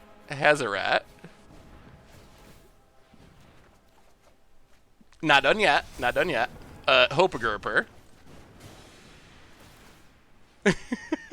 Oh, it's so beautiful. And then we will mercifully kill our opponent, Samet, haste him up, and go to combat, attack for a bit. Woo! Yeah, that's how you Bard class. Next time our opponent casts a discard spell, I will promise you they will take the Bard class. Somehow we have not lost tonight. I don't know how. We've been like brewing decks on stream. We've been playing fun viewer submitted decks. We've been playing Hammer Time. But for some reason we just keep winning. No matter what we do, we haven't been able to lose. Oh, charity. Yes, charity over about. Whoa! A big donation comes in. Oh my goodness. A real big one. $200 AWGM. Hey Seth, I've been a viewer on MTG Goldfish since you guys posted your first vid. You and the Goldfish crew have helped me through a lot of tough times, and for that I can't thank you guys enough. Keep doing what you do and spread joy through the world, and let's feed those kids. AWGM, thank you so much for the donation, and that moves us past our goal, but we still got time to go. I mean, we still got almost an hour and a half in our stream, so let's keep it going, feed as many as possible. But that is amazing, everyone. I never know what to put the goals on these things. I never know. When I sit down to do it, you got to choose something. I'm like, oh, 500? No, that might be too low. And I was actually like a little nervous about 2,000. I was like, 2,000, that's a lot. Like that's a big chunk of money in a 4-hour stream. But y'all did it. You came through, and that is spectacular. So seriously, that's a lot of kids that we're gonna be able to feed, and a lot of good that we can do. So thank you so much, everyone. But even though we've reached our goal, please, if you got the funds, keep it going, because the more the better. All right, so we're up against Niv, I assume. Grafdigger's Kate. None of these cards seem good. Let's bring in a Chandra. I mean, I guess we're mostly just trying to combo. I mean, mostly just trying to stick a Bard class. We are literally feeding the kids this time. Dogamith with the gift sub to AGWM543512. Welcome to the Fishbowl. Thank you so much for your subscription. Big super for you. Thank you. If you ever do a longer stream, set it for at least 9,001. Oh, so we had this idea, and I don't know if I should spoil it, but we haven't talked about it in a while, so I'm assuming it's not happening in the immediate future. So I'm gonna mention it and just get your feedback on it. So we had this idea for a commander charity stream that involved Shahrazad, and the idea was that we would play Commander, and then for a certain donation amount, once we'd hit a certain threshold, that would cast a copy of Shahrazad and start over a sub-game. And then if we reach the next donation amount, that would cast another copy, or you could maybe donate, like someone could donate, I don't know what the actual cutoffs would be, but you could donate a big chunk, and that would start another sub-game. And then eventually you would have so many games going that I don't know how it would... I don't know how it would ever actually end, honestly. Like, I don't know what the end game would be, or if it would ever come to a completion. But it would probably have to be like 18 or 24 hours. It would have to be a really long stream, and it would take forever just to get through it. The only thing is, I was trying to figure out, like, if there would be a way to make it more entertaining, because I think the part that it'd have to be a paper. It would have to be a paper stream. We'd have to actually do a paper. The thing I bet they're going to take the Bard class. I can bet you. Oh, we have taught our opponent an important lesson about Bard class. They have learned. They have learned. The only thing I was trying to figure out is if you did it. If you did it literally with Shahrazad, it just starts another game with the same decks. It would almost be more entertaining if the Shahrazad would like start a new game with new decks, because you'd be seeing the same. You'd be saying like the same 4 decks playing against each other for 24 hours, and the same cards. So I wish there was a way. I wish there was a way you could incorporate more decks into it. Basically, the other thing that would be sweet is if you ever did it, would be like maybe there would be a way to do it with guests. Like maybe you could, when you say Harazad, it would bring in a guest to take over one of the seats, and that would make it a little bit easier to have it be a really long stream. But I think it would be a pretty entertaining. I think that would be a pretty entertaining charity stream. I mean, we're Bard class deck. If we got the Bard class, we got keep. Ton of growth spirals. Like, Bard classes were so many cards in this deck if we can get it down. Yeah, so there might need to be some amount of house rules. Kaya. I'm gonna eat our Bard class. All right, red mana. Red mana for Bard class, please. Or for any of these cards. Like, red mana really opens up our hand a ton.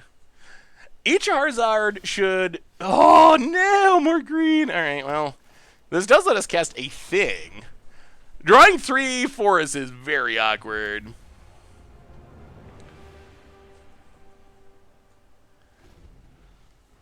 Opponent's got to be playing 5-color Niv, I think. Just, we haven't seen a Niv, but based on all the multi... Whoa. Does opponent have Bard class? Or is that a bug? Why is a Bard class showing in our opponent's graveyard? Well. Play...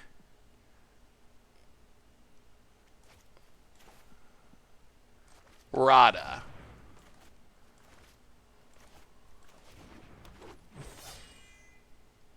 Play Bard class. Alright. I mean, opponents out of cards and we got Bard class down. As long as they don't top deck Niv. Okay. 3 cards deep to find a Niv. Opponent. Do they find it? Niv lets them refuel in a really scary way. Alright, land. And binding for the Bard class. Alright. Well, that's obnoxious. Although not deadly. Yeah, opponent exiles some stuff.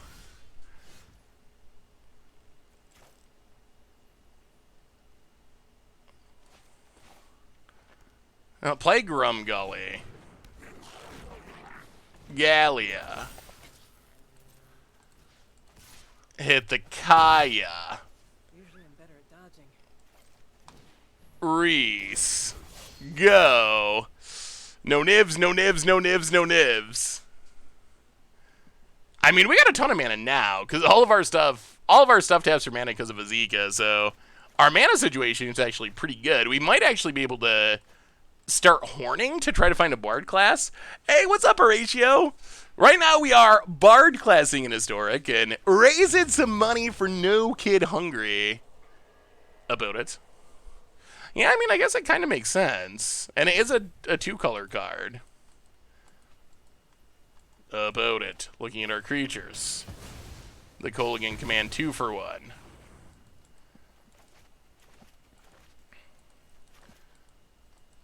Wow, opponent's just kind of fizzled. Exiles 2 cards. We draw a mountain. Well, play the land.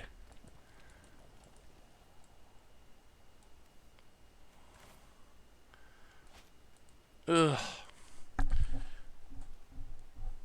I don't know if I want this to trigger or not.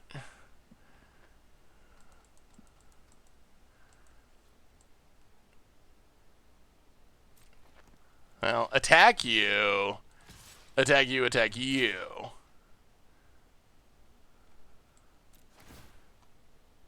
Ooh, do we do it? Or do we just... Oh, you probably just got to keep the horn. And not this turn. So kill the Kaya, hit our opponent. I think the horn is too important to pass up. Play the horn, pass the turn. Next turn we could do it. Opponent gets a land. They got to kill the horn or find something good. Lightning Helix. I mean, I guess that's fine. Bard class, please. Magda. Well, discard Domri.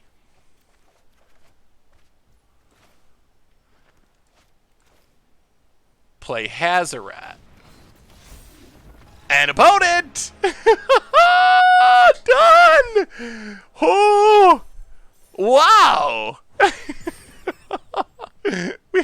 Why can't we lose? Why can't we lose today? I don't get it. It really is the magic god smiling on the kids. Yeah, we started in gold and we're halfway through platinum. Yeah, I mean, so far we've played Crazy Yarok, Hammer Time, and Bard class, and we're kind of wrecking people. Yeah, our opponent in that game did just basically fizzle. How do you feel about the new arena-only cards? Ugh. We haven't talked about these cards in depth, and we probably should. Let's take a minute and talk about that before the next game.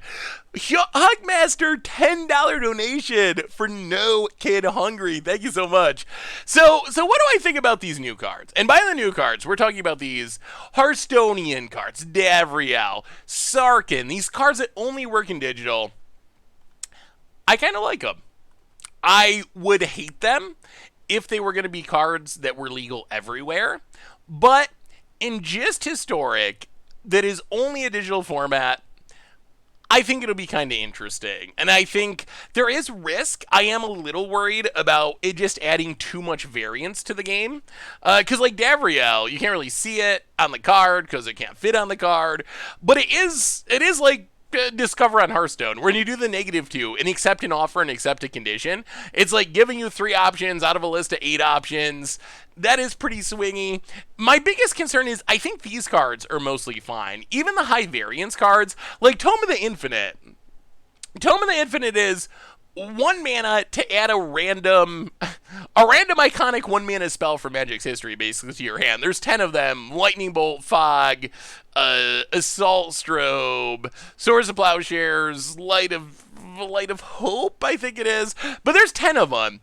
That is a pretty high variance card. Like, that is a very high variance card, where sometimes you're going to get a lethal Assault Strobe, sometimes you're going to get a Fog that does literally nothing in your deck.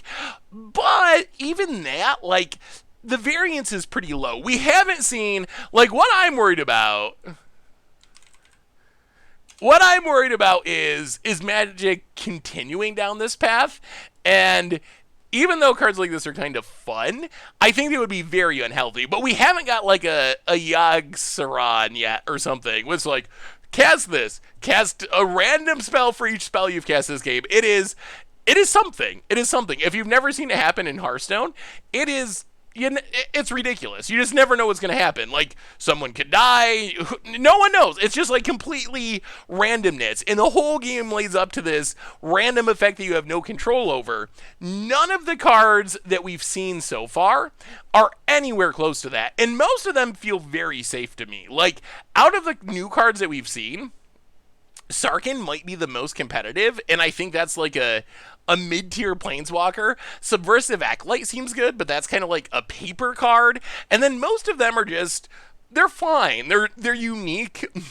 Perpetually, I don't think actually really does much of anything. I think the use cases for it are pretty limited.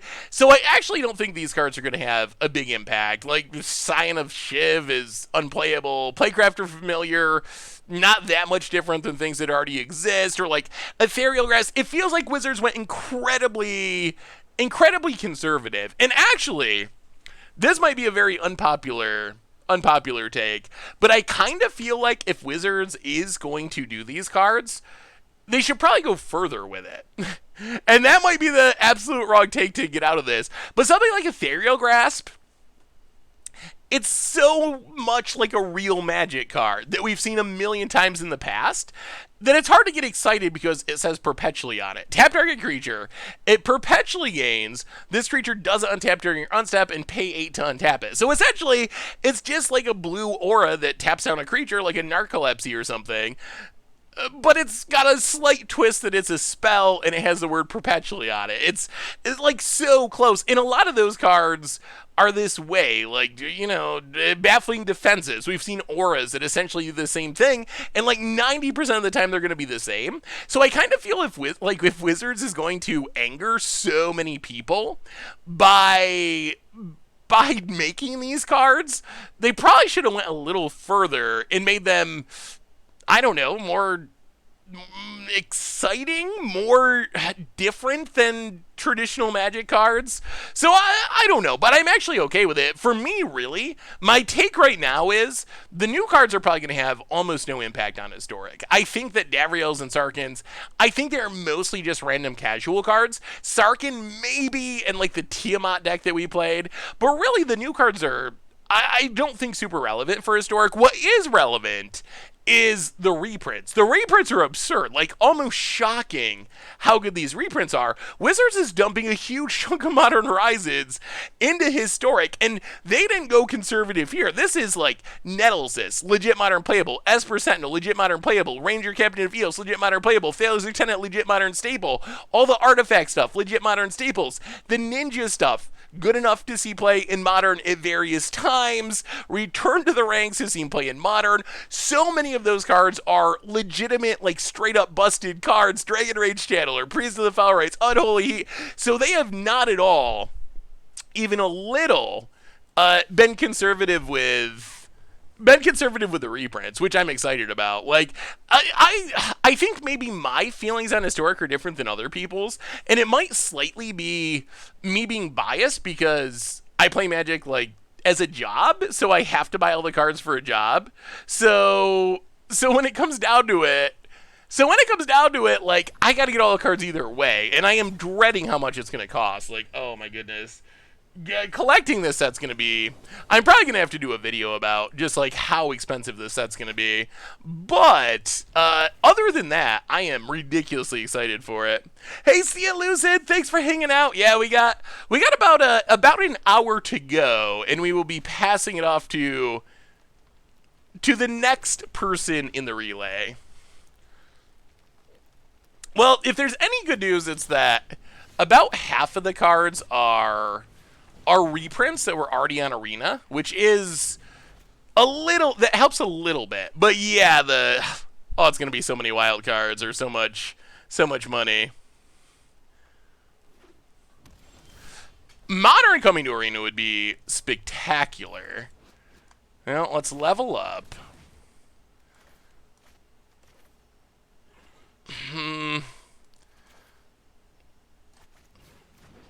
Play the Reese, play the line. I mean, right now our goal is just to get to the last level on Bard class, and Reese plus Mox Amber could get us there if it lives. And if we get to the last level on Bard class, okay, yeah, sure. That's when the good things happen. See if they actually take the Mox Amber. If you're ever looking for spoilers, you can find them all over at mtgpreviews.com. Alright, level it up. Go attacking. Well, next turn we got a fully leveled up Bard class. That should lead to good things. I mean, what do you think? How do you feel about Historic being basically separated from every other format? Like, because like I said, I know I come from like a unique position where I play Magic all the time, every day. I gotta buy all the cards already. And I, as a result of playing, I don't even know, 10 decks a week, 50 hours of Magic a week or something, like, I like formats changing quickly. But if you're someone who's going to an F&M each week, or playing, you know, a few matches on Arena each week, you might actually have a very different take, and I totally respect. I'm not saying my take is right, because I know, especially in this case, my enjoyment of like fast changes, tons of cards coming into Historic, I know that is partly driven by how I interact with Magic. And if you don't feel the same way, I don't think you're wrong. I think we just interact with Magic maybe slightly differently. Well, I think it's combo time. Burgee. Land. Hopegerper. Oh, we should probably be playing more colored legends, shouldn't we? Domri. And this looks like it could be game to me. Tap this for red. Play another one. This deck's so insane! Opponent, done!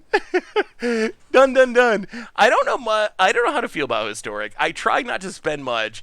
My Neoform Brew was fueled by Braidstorm, and that was too good for the format, but now I've just built a new Fabricated Eternal format. It's going to require 20 rares for a new deck. I'm sure there will be battings immediately. Yeah. I can definitely see that being a big issue, for sure. Yeah, I think you get that feeling because you get burnt out by the current format sooner, which means it's probably more useful to you to bounce between multiple formats more often.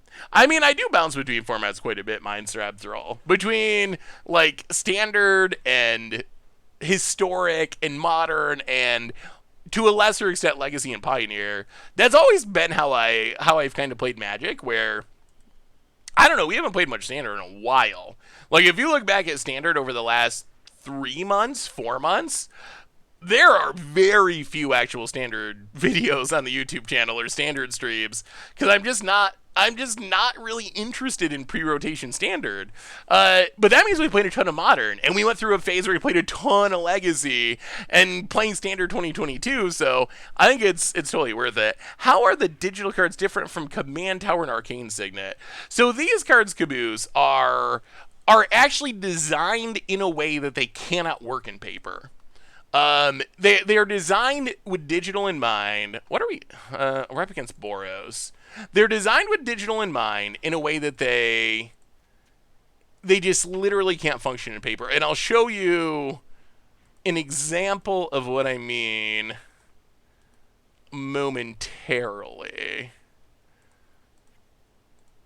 So, for example, if you look at these cards, they have new mechanics, which we always get new mechanics. But so, for example, Davriel, this -2 ability, accept one of its offers and accept one of its conditions. Wizards can't actually fit the text on a physical card. And how it works is there's a list of 8 offers and a list of 8 conditions. And then when you activate it, 3 random offers will pop up, 3 random conditions, and you pick one. So that's like one example of something that they couldn't do in paper. Perpetually also would be very hard to track in paper. Like, this gives a creature -3/-3 forever, whether it dies, whether it gets blinked, whether it gets bounced and replayed. So for the rest of the game, no matter what zone, what change, it is always going to get -3/-3. Or this Conjure card. Conjure puts a card into your hand. This conjures a random card from Tome of the Infinite Spellbook, which I guess you could maybe make work in paper. It's 10 cards, so I guess you could have copies of all the cards and then like roll a d10 if that's a thing, and you randomly choose which one. Or Seek is another new mechanic that doesn't work in paper. So that's what makes it different. Is these cards Wizards basically said they're not coming to paper. They can't come to paper. On the other hand, what makes it different from Modern Horizons? That is, I think, maybe a more interesting question, in my opinion. Like, I guess the difference is they can't be printed into paper, and the cards, as a result, won't be legal in, like, Legacy or Vintage. But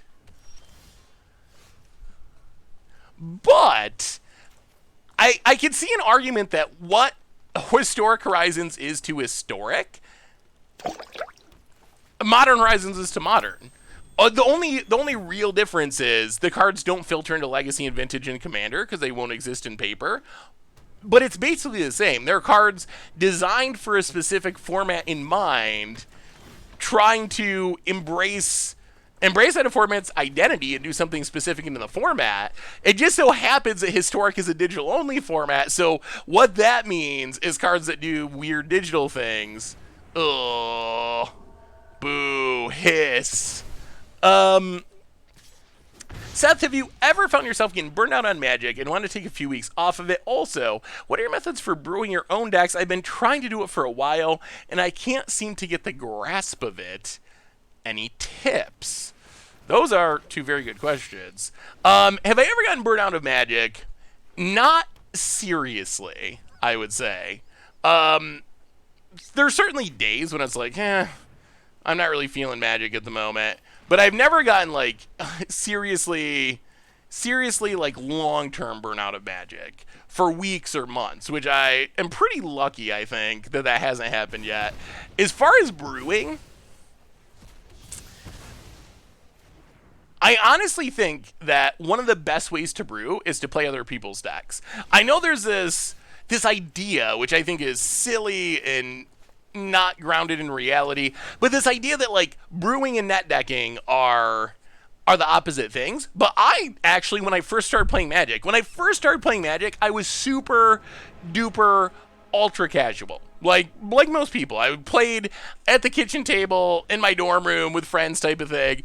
But then as I got more serious about Magic, I didn't know how to build, like, competitive decks, so I would play other people's decks that looked interesting, decks that someone played on Moto and got a 5-0 with or played at a GP, and by playing other people's decks, I got to see, oh, these cards work well together, or these synergies, control decks, maybe they have a lot of counters, and they don't have a lot of creatures, and as you do that, you kind of learn. So I am a full, like, huge supporter of net decking, even though I am known as a huge brewer, because I think that net decking is the best way, or one of the best ways, to learn how to be a brewer. People like to think of it as either or, like you're a brewer or you're a net decker, but I think in reality, the way you learn to be a brewer is by playing other people's decks. Now, kill the Chandra. Play the Magda. Pass the turn. Oh, well, thank you, Tarigo. And also just practice. Like, that's the other one. Also just practice. Play a lot of games. Put cards together. See how they work. Adapt. Change. All right. Opponent's killing our stuff. Oh, Burgie. Oh, Burgie. I'll play Karizev. Tick up. I think we want to try to get down Horn here, since we don't have a Bard class. Opponent's like Boros Control or something about it.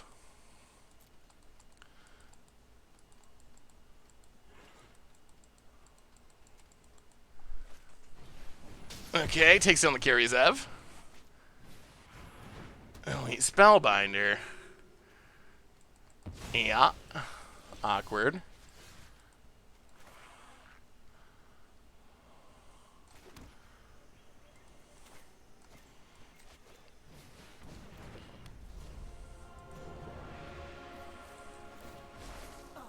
Oh, that Spellbinder is bad for us. Alright, pass the turn. Can we draw a real Magic card? Oh, opponent has had an absurd amount of removal. They'd run every Lightning Helix, this Skyclave Apparition, and Anger of the Gods of Chandra. They basically are Boros control. And that Spellbinder kept us from playing Horn, which is so bad. Oh, did I miss your donation? I didn't realize that we had another one. Definitely was not intentionally ignored. El Coaz, $5 donation. Thank you so much. By the way,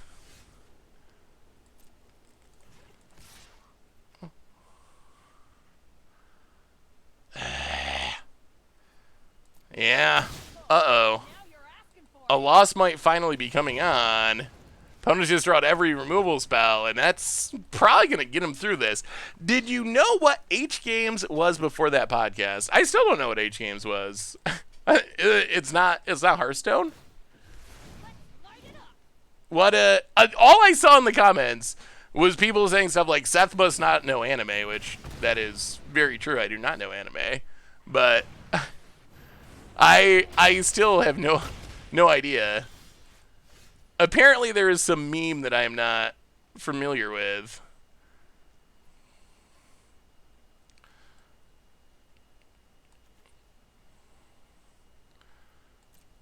Well, attack the Chandra. Take 3. We fizzled. We fizzled our way to death. Actually, our opponent just drew every removal spell in the world. Samet, make a mana. Kill Bone Crusher. Go to 1. But I don't think there's a way out. Opponent.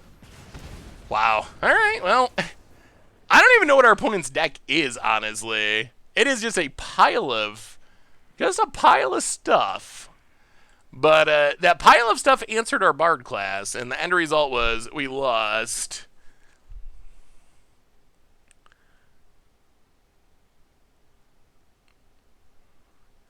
I don't know about the Googling of H Games. H Games are adult anime games. Oh, okay. Huh. Well, I guess that makes sense why everyone was like, Seth must not know anime. The thing is, who else is on the podcast with me? Krim, who literally runs an anime podcast. Richard, who I know at least knows anime. So it seems like one of them must have known. So I put all the blame on them.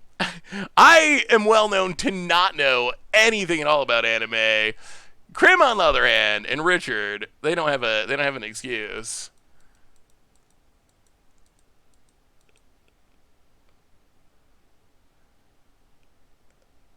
Well, Krim's anime podcast is actually not. It is not a Goldfish podcast. It's just something that he does on YouTube with one of his friends. But yeah, Krim actually he does. I think he started it like a few months ago. So yeah, if you're an anime fan, Krim definitely does have an anime podcast. Does like I haven't actually watched an episode because I don't know anime, but from what he was saying, he does like reviews and talks about different. What is the name? I will see if I can find you the name. Ooh, double Bard class is actually sweet. What is the name of Krim's anime podcast?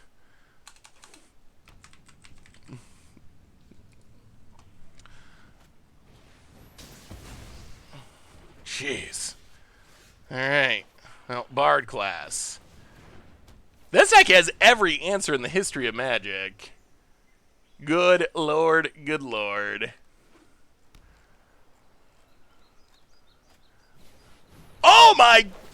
Oh, come on now. Come on now. This is not acceptable.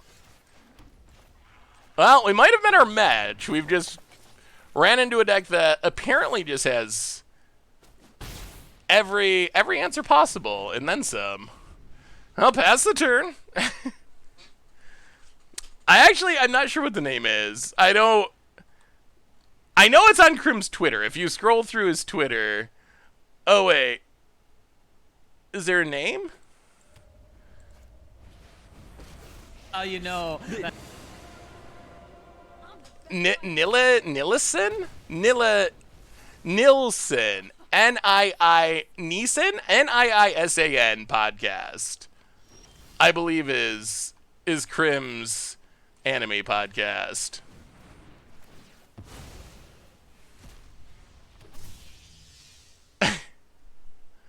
And you can see him on eBay. I think he's in a hot tub. And I'm not exactly sure what he's wearing, but an interesting shirt with a microphone. So yes, you can check out Crim's Anime podcast. But all that to say, if H word is an anime thing, Krim definitely does not. And Tomer was on the podcast, so he has an excuse. But Tomer's Dr. Anime on Magic Online, so he would also not have an excuse. I'm the one person on Goldfish that does have an excuse. Oh, is it a Street Fighter shirt? Yeah, it's on YouTube as well as podcast sites. Opponent digs the Gallia. Frames Girl Celebrant. Well, play a Vaya. Pass the turn. Opponent. Do you have removal spell number 20?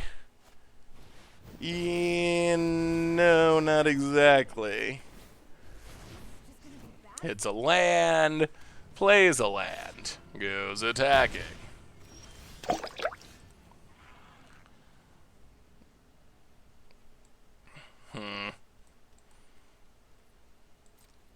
Go to combat. Attack Chandra.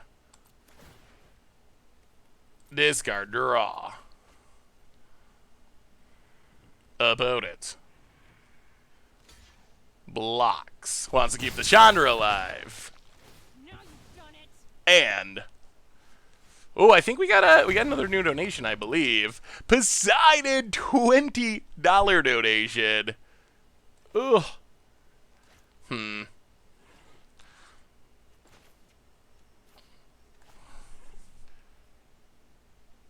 Oh, do we play bodies or do we play horn? How do we win? How do we win from here? Can we win from here? Well, play horn, pass the turn. I think we're dying, though. Poseidon with a $20 donation. Thank you so very much. Definitely appreciate it. For no kid hungry. Opponent taking up the Chandra. Hitting a Archon of Emeria. Well, it looks like we're gonna pick up our first loss against Boros Prison, essentially. Donation goal to make me watch Sailor Moon. We've talked about this before. Is Sailor... I guess that doesn't hit horn at least. Is Sailor Moon the anime you would recommend me watching? And I think our opponent's got this one. Opponent's just drawing all the removal in the world. And then a couple more removal spells.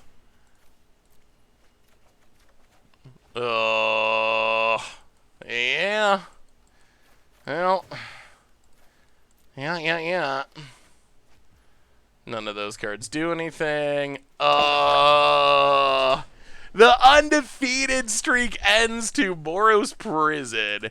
The Mike Arnold! Welcome to the Fishbowl. Thank you so much for your subscription. Big soup to you for you. Thank you.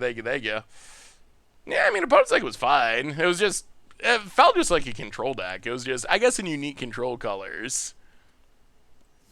Cowboy Bebop is the anime show that made me start watching anime, but also all the other anime is pretty disappointing after watching Cowboy Bebop.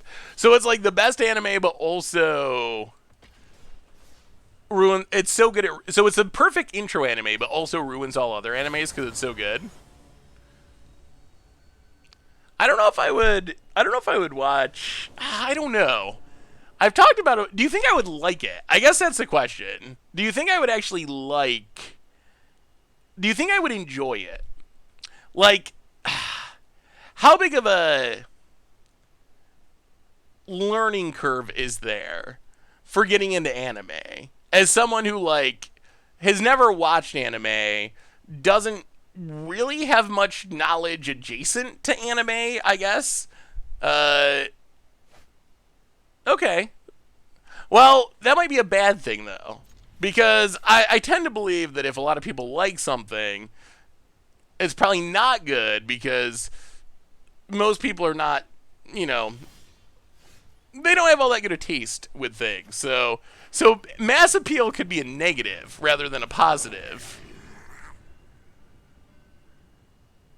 I will say, so GP Vegas 2 years ago, and they better bring back GP Vegas because GP Vegas is pretty awesome. But GP Vegas 2 years ago, I'm staying with Richard and Krim. We're all staying in a little house or whatever, and Krim loves anime. So we get back at like 3 in the morning, and he was trying to get me to watch some anime, but I was just so tired.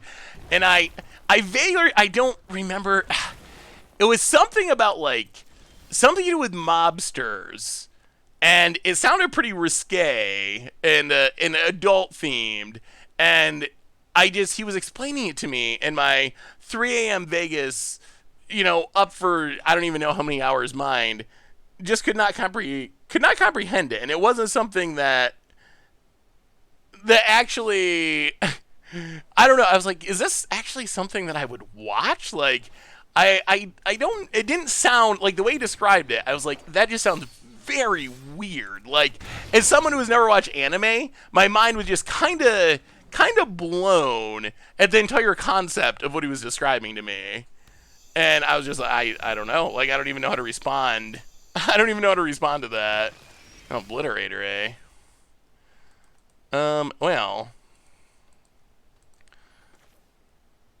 Pathway. Showdown. Well, that's a hammer. No attacks. Oh, they better not be able to fight. I think we can get around the obliterator if we're careful. Oi! Can we get around 2 obliterators? That might be trickier. Opponent goes attacking. That seems a tiny bit greedy. Down to 15. Well, play the land. Play the hammer. Counter on Fireblade Charger. Play Fighter Class. Counter on Fireblade Charger. We should just win here, right? I think. Get a hammer. This looks lethal to me. This looks like hammer time to me. Put a counter on. Doesn't really matter. I guess Fireblade Charger. Go to combat. Attack with everything. Opponent. Gonna block and gonna die. Whoo! Well, maybe I'll give it a shot at some point. I might have to give it a shot. Opponent blocks. Well, Resolute Strike. Hollow Blade. Counter on you. Hammer on you. And yeah, that's a lot of damage through 2 obliterators. I think our opponent was dead even if they stayed back, most likely. Whoo! All right, maybe Hammer Time is actually good. Now we get to bring in Protection from Black and Declaration in Stone. Go down 1 Battle Hammer. Gonna 1 Maul the Skyclaves. Season Hollow Blade. And yeah, let's go down a Grim Initiate. Run it like that. It's so funny Krim tried getting to watch Backstreet Girls. That's what it was. Backstreet Girls. That actually sounds very familiar. Yeah, I mean, I assume it was like kind of advanced anime. Just the way it was described. Yeah, we're probably gonna have to mulligan this one. We are up to $2,085. We have about 40 minutes left, give or take, before we ship on the relay to our next streamer. So if you've been waiting on your donations, it's a good time to do it. This is the time. Can we just have to watch a 90s X? Man, you might be better off trying to get me to watch this in X-Men period. I do not have much X-Men knowledge either. I feel like I'm a disappointing nerd. I know a lot about magic, but when it comes to other like traditionally nerd things, I have very limited knowledge about most of those. I blame my upbringing because I didn't have that stuff when I was growing up, like comic books and TV for a large part. Like, so I think I blame my parents that I'm a disappointing nerd. Another donation brew. It was fun. I mean, if you would like to donate for a brew before the stream runs out, we got to ship it on to the next person. I'm definitely down. We just haven't gotten another donation for a deck yet. But it was fun. It was definitely fun to build. And maybe, I guess we should have equipped probably rather than leave up Resolute Strike. Hey, what's up, XN Valdez? You missed a lot. I definitely am a music nerd. Somewhat a book nerd, I guess. Because since I didn't have TV for a big chunk of growing up. Wow, Post gives it up. Since I didn't have TV for a big chunk of growing up, I did read a lot of I guess old school classic books. Music, books, magic, obviously.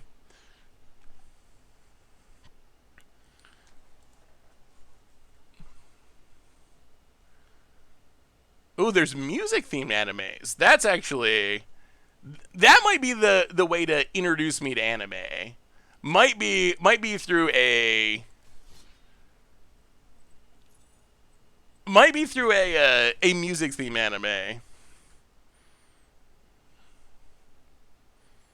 Becca's sweet.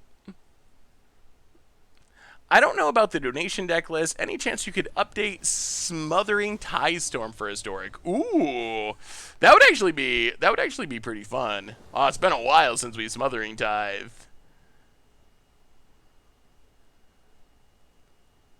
There's an anime for everything. Okay, I guess that makes sense.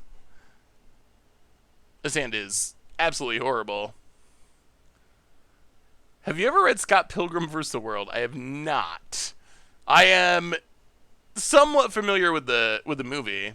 Is the adaptation, the movie, up to par for the book? We are not keeping Six Lands Resolute Strike. This we will keep. Alright. Well, I mean, this gets a hammer. This equips a hammer. This equips a hammer. Tabling, go. Mono Blue Devotion. That could definitely be a fun one to revisit, too. As a music nerd, do you fully agree with me that the piano needs 4 keyboards?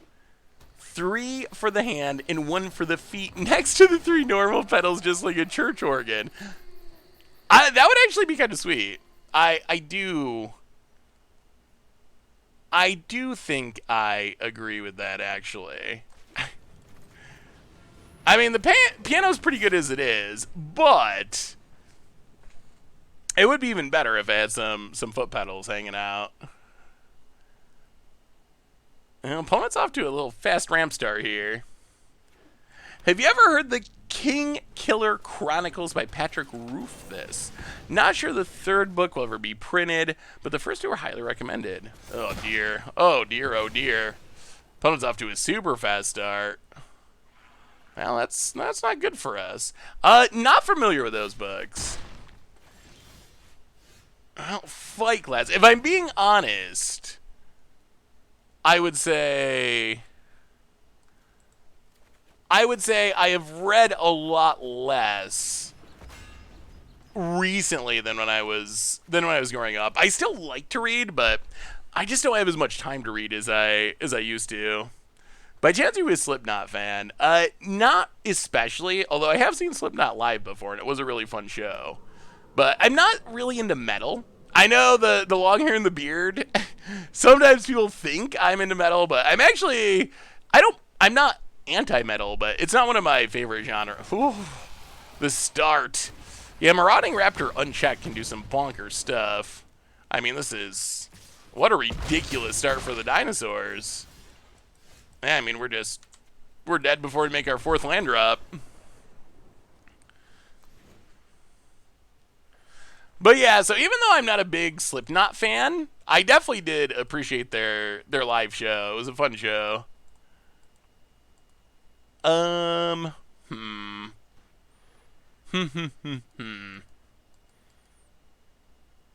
bringing a bit of removal. I guess we can go down a... Maul does seem good. Go down a Grim Initiate. We basically want to be able to... We got to be able to remove the ramp. Like, the ramp was a problem in that game, that our opponent just had the ability to play that Marauding Raptor and have it stick out, and that was basically the game. Do you think...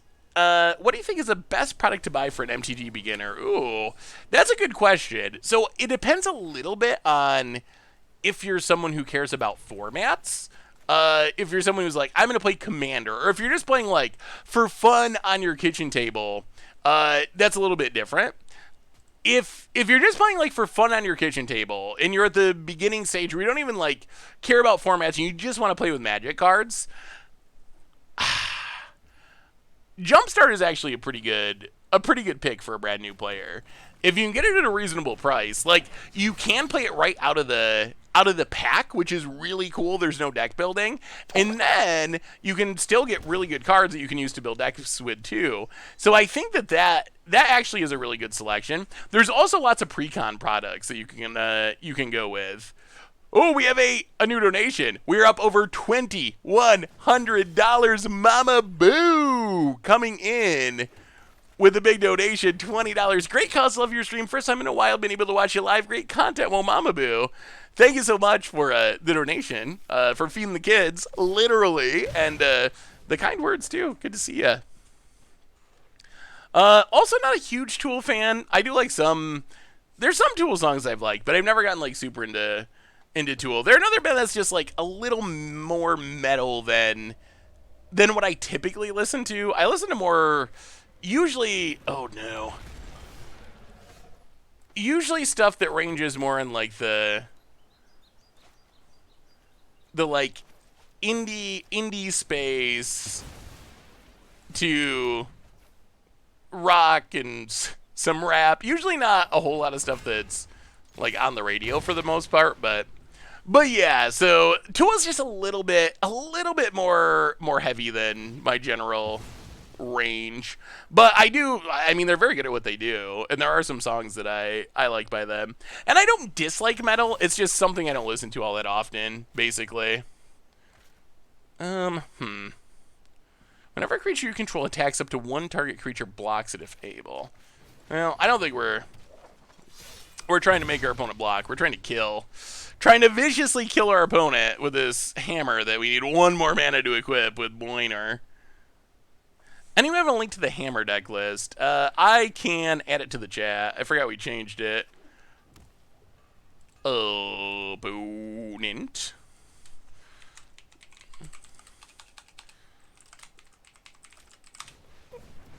Alright, Raptor returns.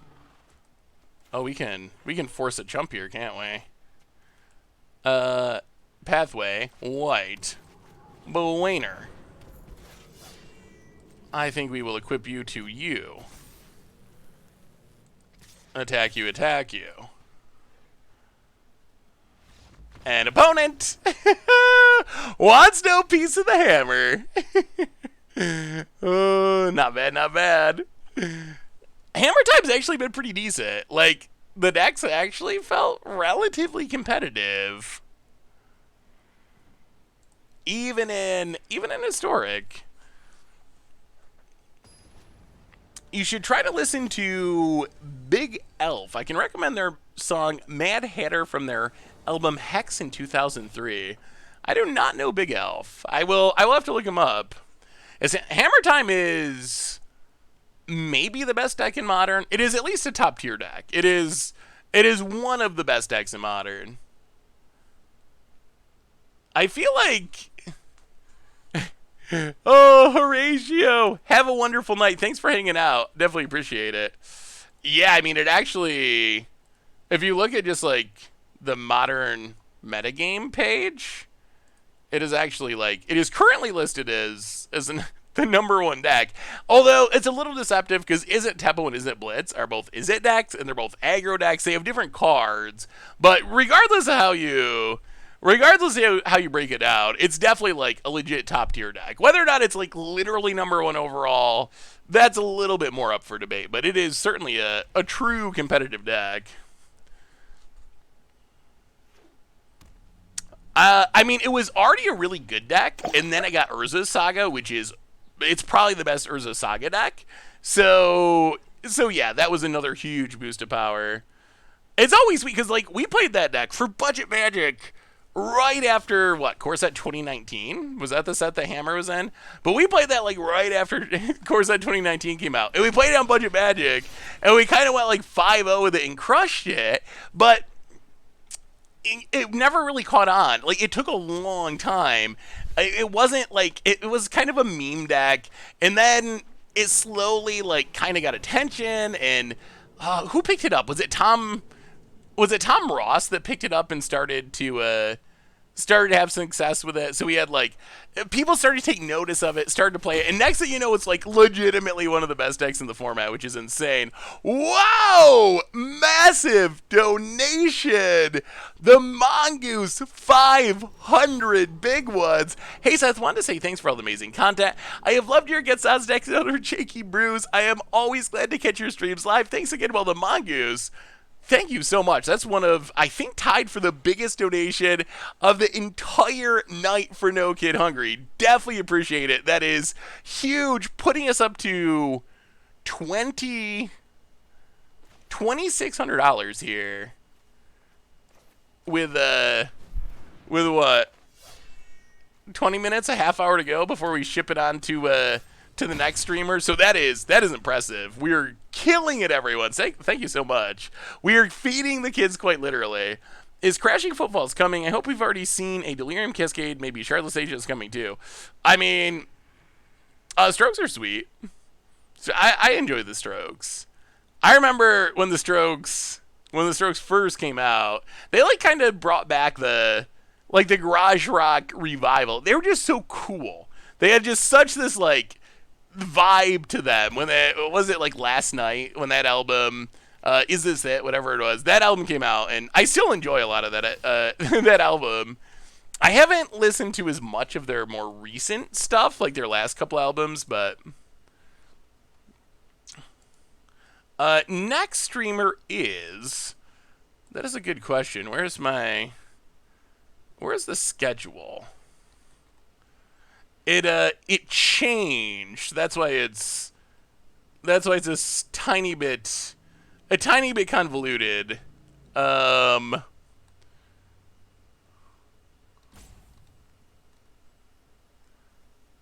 no. I'm trying to figure out where it is.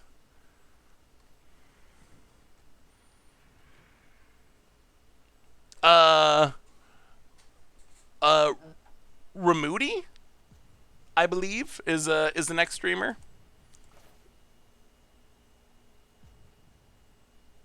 I'm playing land. Go to combat. Attack. Hit ya.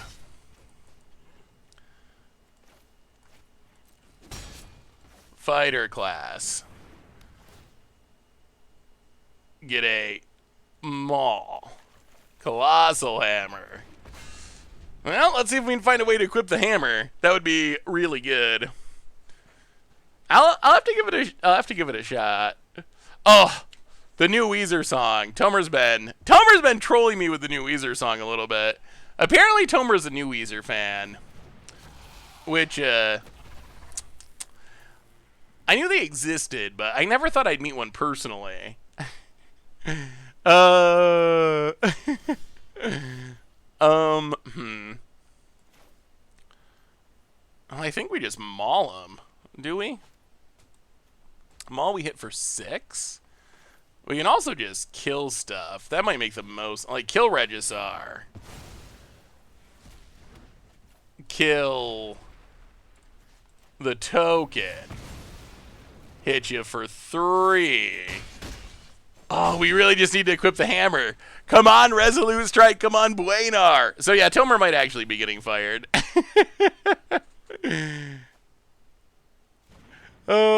Yeah, I think the new one is the favorite song about it. Marauding Raptor and a land and Savage Stomp, Obnoxious, and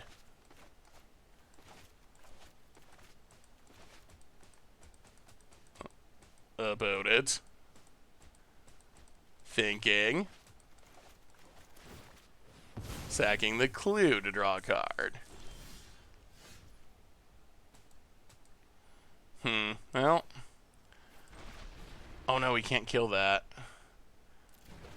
That is scary. That's very scary. Well, in that case, I guess we gotta maul. Hit ya. Fireblade Charger.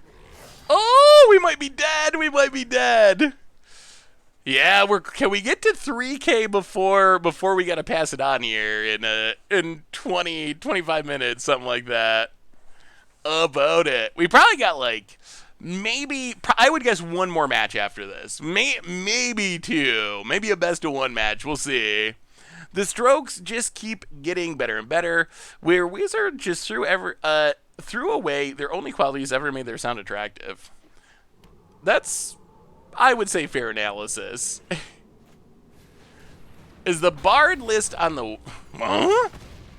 Verdant... We're going to lose to Verdant Sun's avatar. Okay. Fair? That is fair. I mean, I guess if we draw a Resolute Strike, we might not. Oh my god. Alright, opponent. Savage Stomp number... Yeah, we've met our match in Ultra Janky Dinosaurs. Opponent. Thinking hard and long.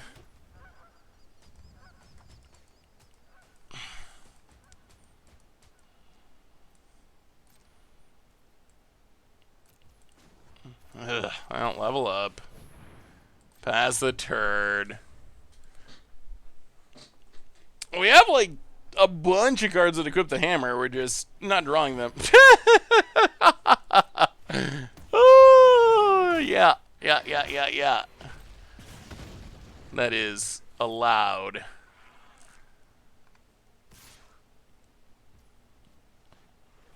No.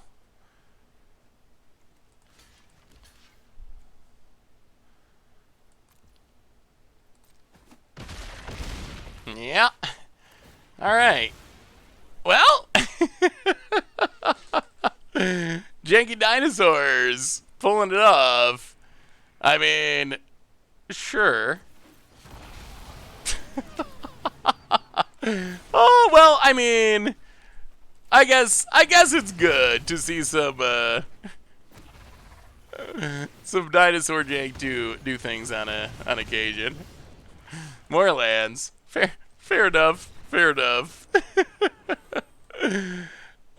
dinos will rule the Earth for the next 1,000,000 years.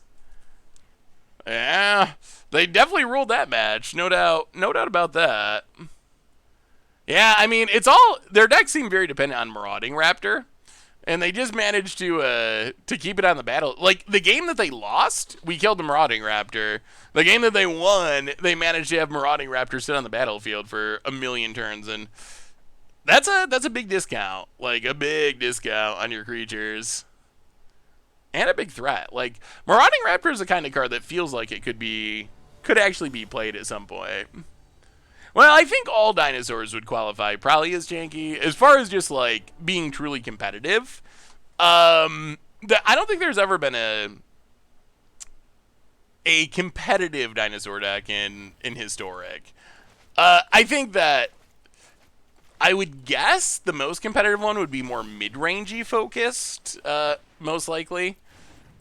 I think going to Gitshath and stuff is sweet and like Verdant Sun Avatar, but boy, 8-9 mana dinosaurs or 7-8 mana dinosaurs, that's asking a lot in Historic. It's asking for a lot to go right. What did you update on this list from the budget version? The mana's better. We have Bwainer now is one of the big new additions. Oh boy. Sprite Dragon. Well, this is probably bad news. Play a land. Blade Master, go attacking. So, well, Phoenix time apparently. Not to bother you with all my questions about Pioneer today, I went back and compared views. Ooh, what did you find, Tyrant of Tales?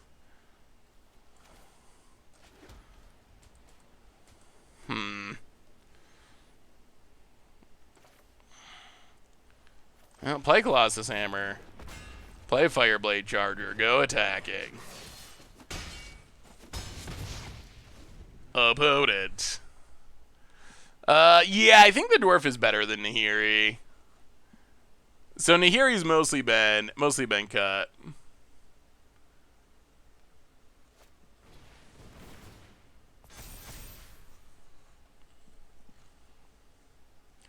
I mean, Pioneer was incredibly popular when it first came out, which is like a kind of a while ago now. But opponent land cracks it.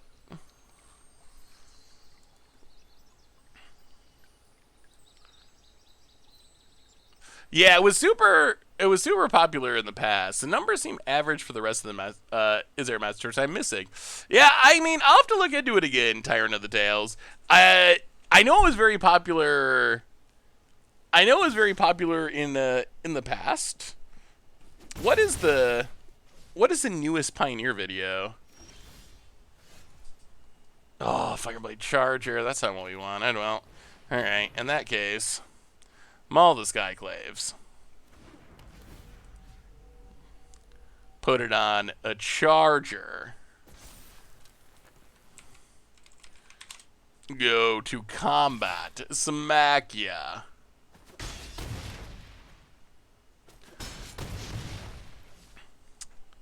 Opponent down to 7. Oh, the Memer Dream one. The Memer Dream one did do pretty well. That one was actually one that did pretty above average. I think that probably was just a really good theme. The $1 theme was actually something that people found interesting.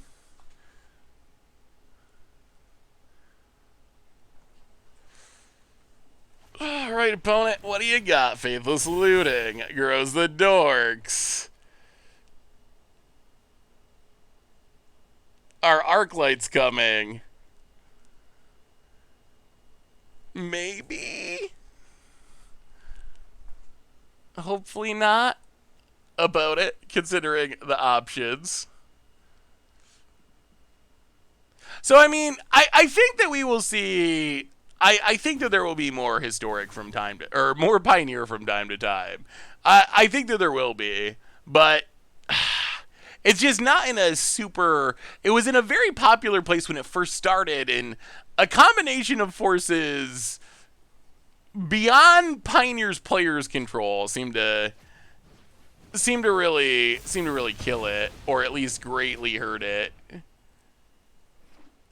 But it plays a tap land. Alright, we need an untap land for the win.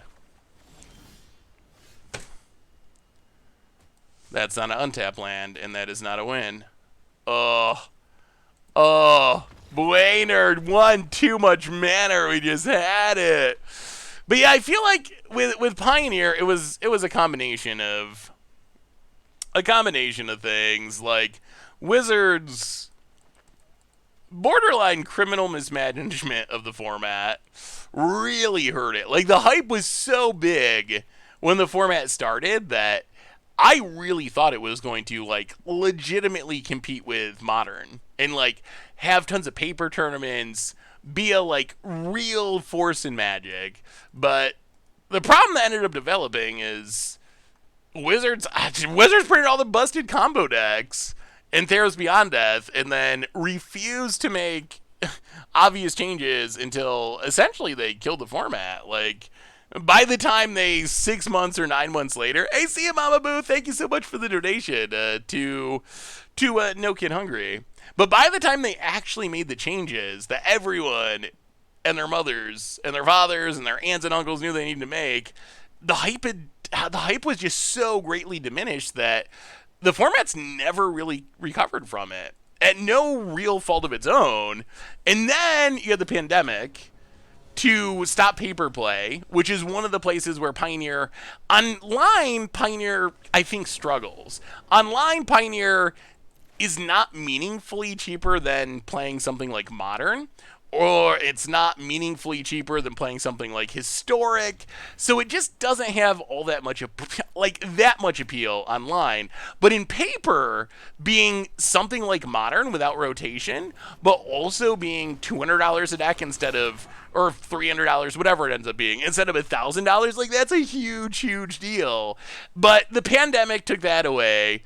And then, right when things were maybe looking up with, okay, the pandemic kind of starting to wind down, Paper Magic is returning, Wizards promise they're going to add this format to Arena, which would be a huge boon for the format.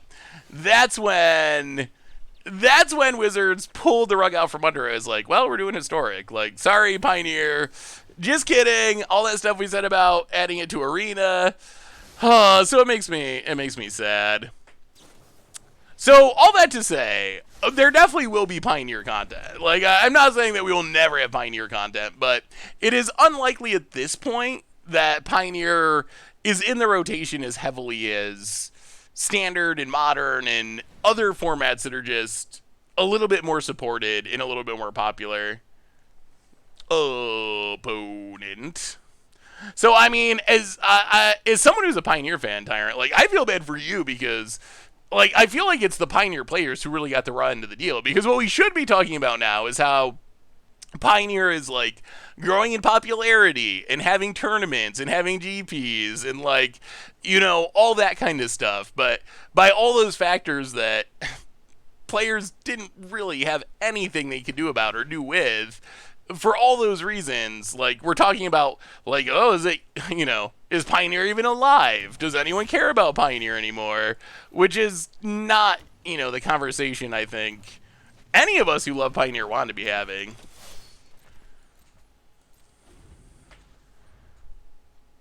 We did keep a one-lander, although now we have 2 lands, so things are looking up. Pillar of Flame. Well, I don't think we're ever going to get to Boiner mana this game. Oh, boon. Ooh, Tiny Leaders. I almost forgot about Tiny Leaders. Do you think... That's actually kind of an interesting question. Do you think we will ever have a Commander-ish format succeed? There's been a lot. We've had Tiny Leaders, was kind of Commander adjacent. That flopped. We had Brawl, which I know they added it to Arena, so it, like, kind of technically is a thing. But in all honesty, I mean, when you have one player show up to your tournament and, that's a flop. Oathbreakers, there was a lot of hype about that, like, 2 years ago at GP Vegas.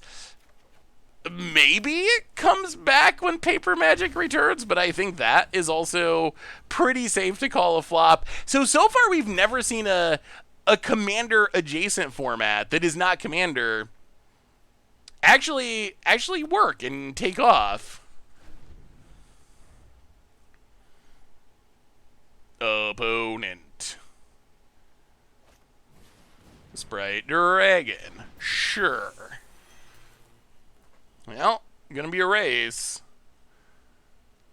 We do get to get a hammer on something, though. Yeah, Canadian Highlander definitely has a dedicated fan base, and it's been around for a minute without going anywhere. Although I wonder if the whole point system thing might keep it from ever really exploding in popularity, because it's just a little more complicated. I don't think that's a bad thing for people who are like, you know, hardcore fans of it, but I do think that that's a little bit. It's a little bit tough for newer players, probably. 13, 40. Boy, we're one point of damage off from winning here. Opponent passes. Play the land. Resolute strike. Play a Kiri. Hit you for 15. Draw a card. Opponent goes to 3. Fighter class is good. Fighter class is really good. Only formats I personally care for about Modern, Pauper, Legacy now. Oh, how's Pauper been? I know Pauper was... Pauper players have been a little disappointed that there hasn't been a banning since Modern Horizons 2.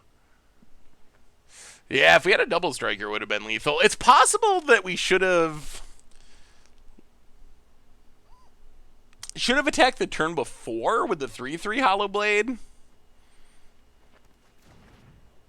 It was risky, though, because if our opponent has a spell, then we got to discard a Resolute Strike to keep our Hollow Blade alive. So I don't know if that was actually like, wow, are they just going to manage to go all the way here? So I don't actually know if that was a like punt, or if it was just unfortunate how it worked out. About it. Gladiator is kind of an arena singleton format. It's not really Commander, right? It's just arena singleton.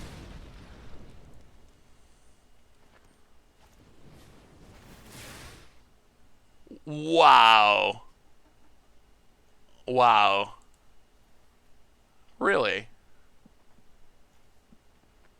Okay. Well, I mean, sure, fair enough. I appreciate that our opponent threw that first bird spell at our face just for a little rub-in. Oh.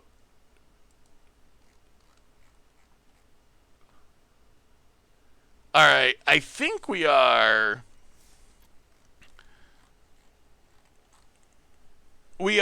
getting near the end. Let me take a look. We might be able to get in a best-of-1 game. Let's see if our next relay participant is actually streaming yet.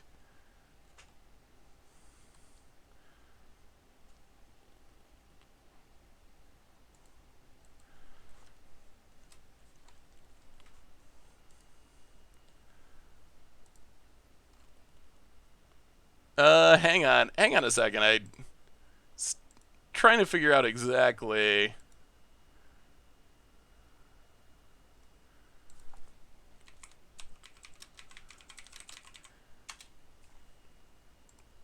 All right, I think we're figuring it out.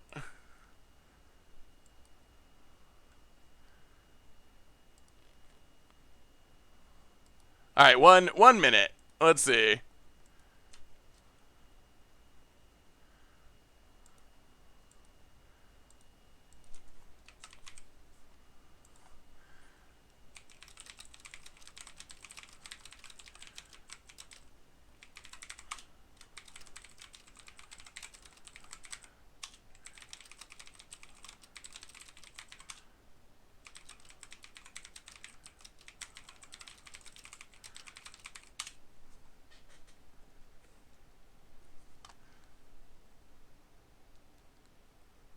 All right, so I think we're gonna be switching momentarily. If you got any more donations, sorry, try to figure out the actual scheduling of things. If you got any more donations, we've already killed it. We've done so well, $2,600.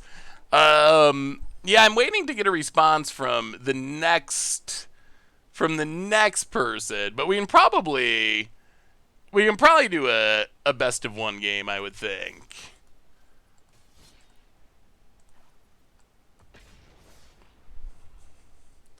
Hey, see you, Benny. Yeah, I'll see you on Thursday. Thanks for hanging out. We'll do a... Uh-oh. Wait, did I go in best of one? I don't know if I went in best of one. I don't think I did. I don't think we can do best of three, for sure. I don't know if I have any standard 2022 decks built. We could play a random standard 2022 deck that is on the account already from someone else. But I didn't actually build any standard 2022 decks. So we might have to stick with historic. Historic for hunger. One more. Hey, you're welcome, Tyra, and I hope to get some more Pioneer out for you.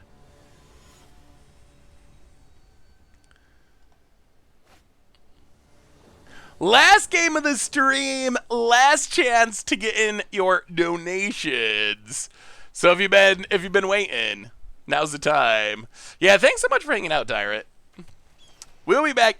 So reminder too, tomorrow is Commander Clash live stream, 2 in the Eastern. So check it out if you like some Commander action.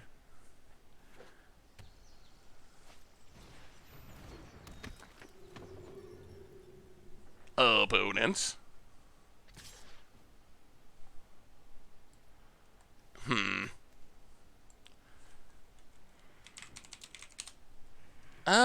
Yeah, I guess we block. We don't really need Hope of Gerper.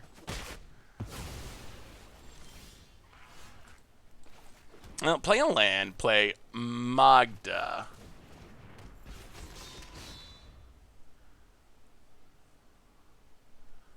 And you should do a tournament with all of the standard Pro Tour winning decks. We did one with standard band decks, which was sweet. But Pro Tour winning decks would actually be a pretty cool theme. Opponent gets and hits us.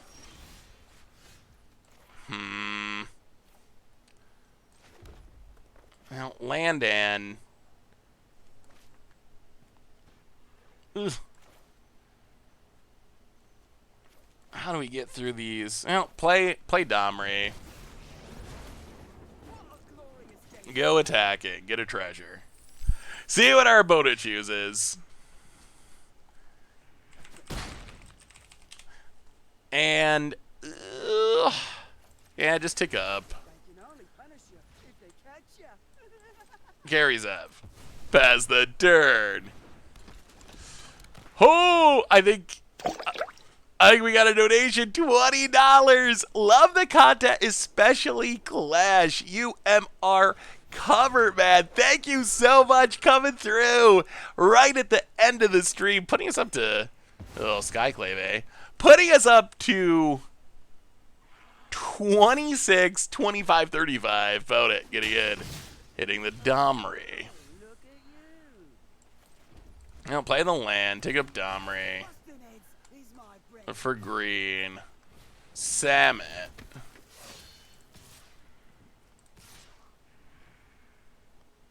Attack. Samet's actually like kind of a good card. 4/4 double strike is some real damage. Hey, thank you, Druffy. Or T Cumpy. We will yeah, we'll be doing Commander Clash Live tomorrow, so if you want to clash on, make sure to clash on for the Commander Clash Live. Opponent down to 13. Back to 14. Passes. Opponent. Can we go out on a win?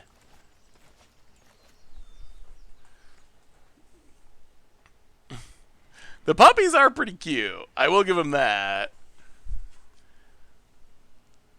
Yeah, and Samet's big enough that it doesn't get Skyclave, which is sweet. About it. Might have Coco. Well, Fight Skyclave.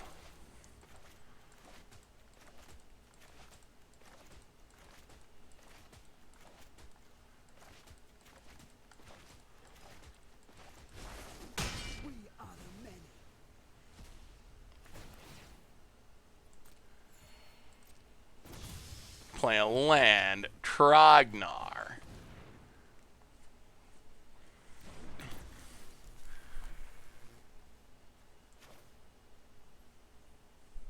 Ugh. Ugh. Coco. Coco's such a big concern here.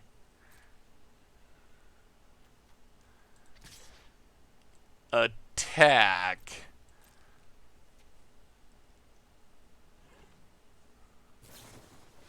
There's a Coco, as predicted. Two little. Wow, that's not a great Coco.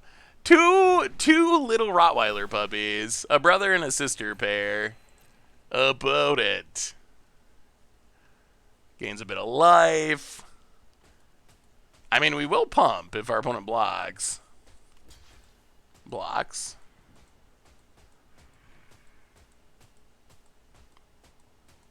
And unblocks. Alright, opponent takes it. Down to 14 past the turn. I have not decided on names yet. The early front runner is Hansen and Safi, but haven't 100% decided yet. Opponent, Johnny's Bridemate, gains a bit of life.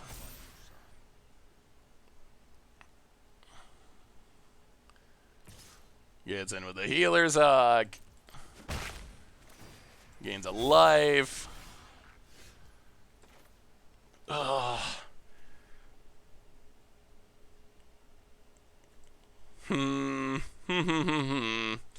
Yeah, this is getting big.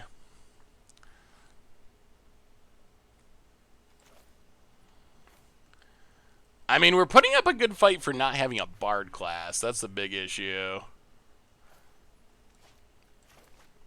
No, play a Horn. Pass the turn, but this is getting bad. Yeah, this is the last game. The last game, and then we are... Oh, no, and a Heliod off the top. This is our last game of our stream. The very last one. And then we are rating Remoody and moving on to the next streamer in the relay. Yeah, I think those are pretty good Magic-y names. Yeah, this is heading the wrong direction. Opponent has drawn, I mean, I guess in our defense, our opponent has had their three most powerful cards in a row. Our opponent had Collected Company into Ajani into Heliod. So our opponent has just literally had every one of their best cards, one after another, which is powerful. Opponent putting counters on things, growing things. We draw useless lands. We will discard useless lands. I mean, you can see how much worse this deck is without having access to Bard class, which is basically where we're at the moment. Without Bard class, the deck is playing a lot of cards that are pretty bad. There are cards that become good if we have Bard class, but without it, not good enough. Oh, and that brings us to the end of our stream and our charity event. We killed it. We made 26, 25, 35 for No Kid Hungry. And it is time that we do our rating. We do our hosting of our next streamer, Remoody, and we're about to call it a night. So reminders on the way out the door. Replay YouTube this week, find all the old streams. Normal YouTube, tons of stuff coming up against the odds. Commander YouTube, Commander Clash Live tomorrow, so check that out. It's gonna be sweet. One more reminder that our sponsor tonight is Card Kingdom, and if you need some Magic cards, you can get it from cardkingdom.com. Even get a free goldfish sticker, and most importantly, thank you to all of you. Like, our community raised a ridiculous amount of money tonight, $2,600 to feed the hungry kids. So thanks for literally helping feed the kids. So seriously, everyone, appreciate you so much. Have an amazing night. Have an amazing Wednesday. I will see you tomorrow to have some more fun for Commander Clash Live, and then normal stream Thursday. So until then, everyone, have an amazing night. Thanks again, and I will talk to you soon.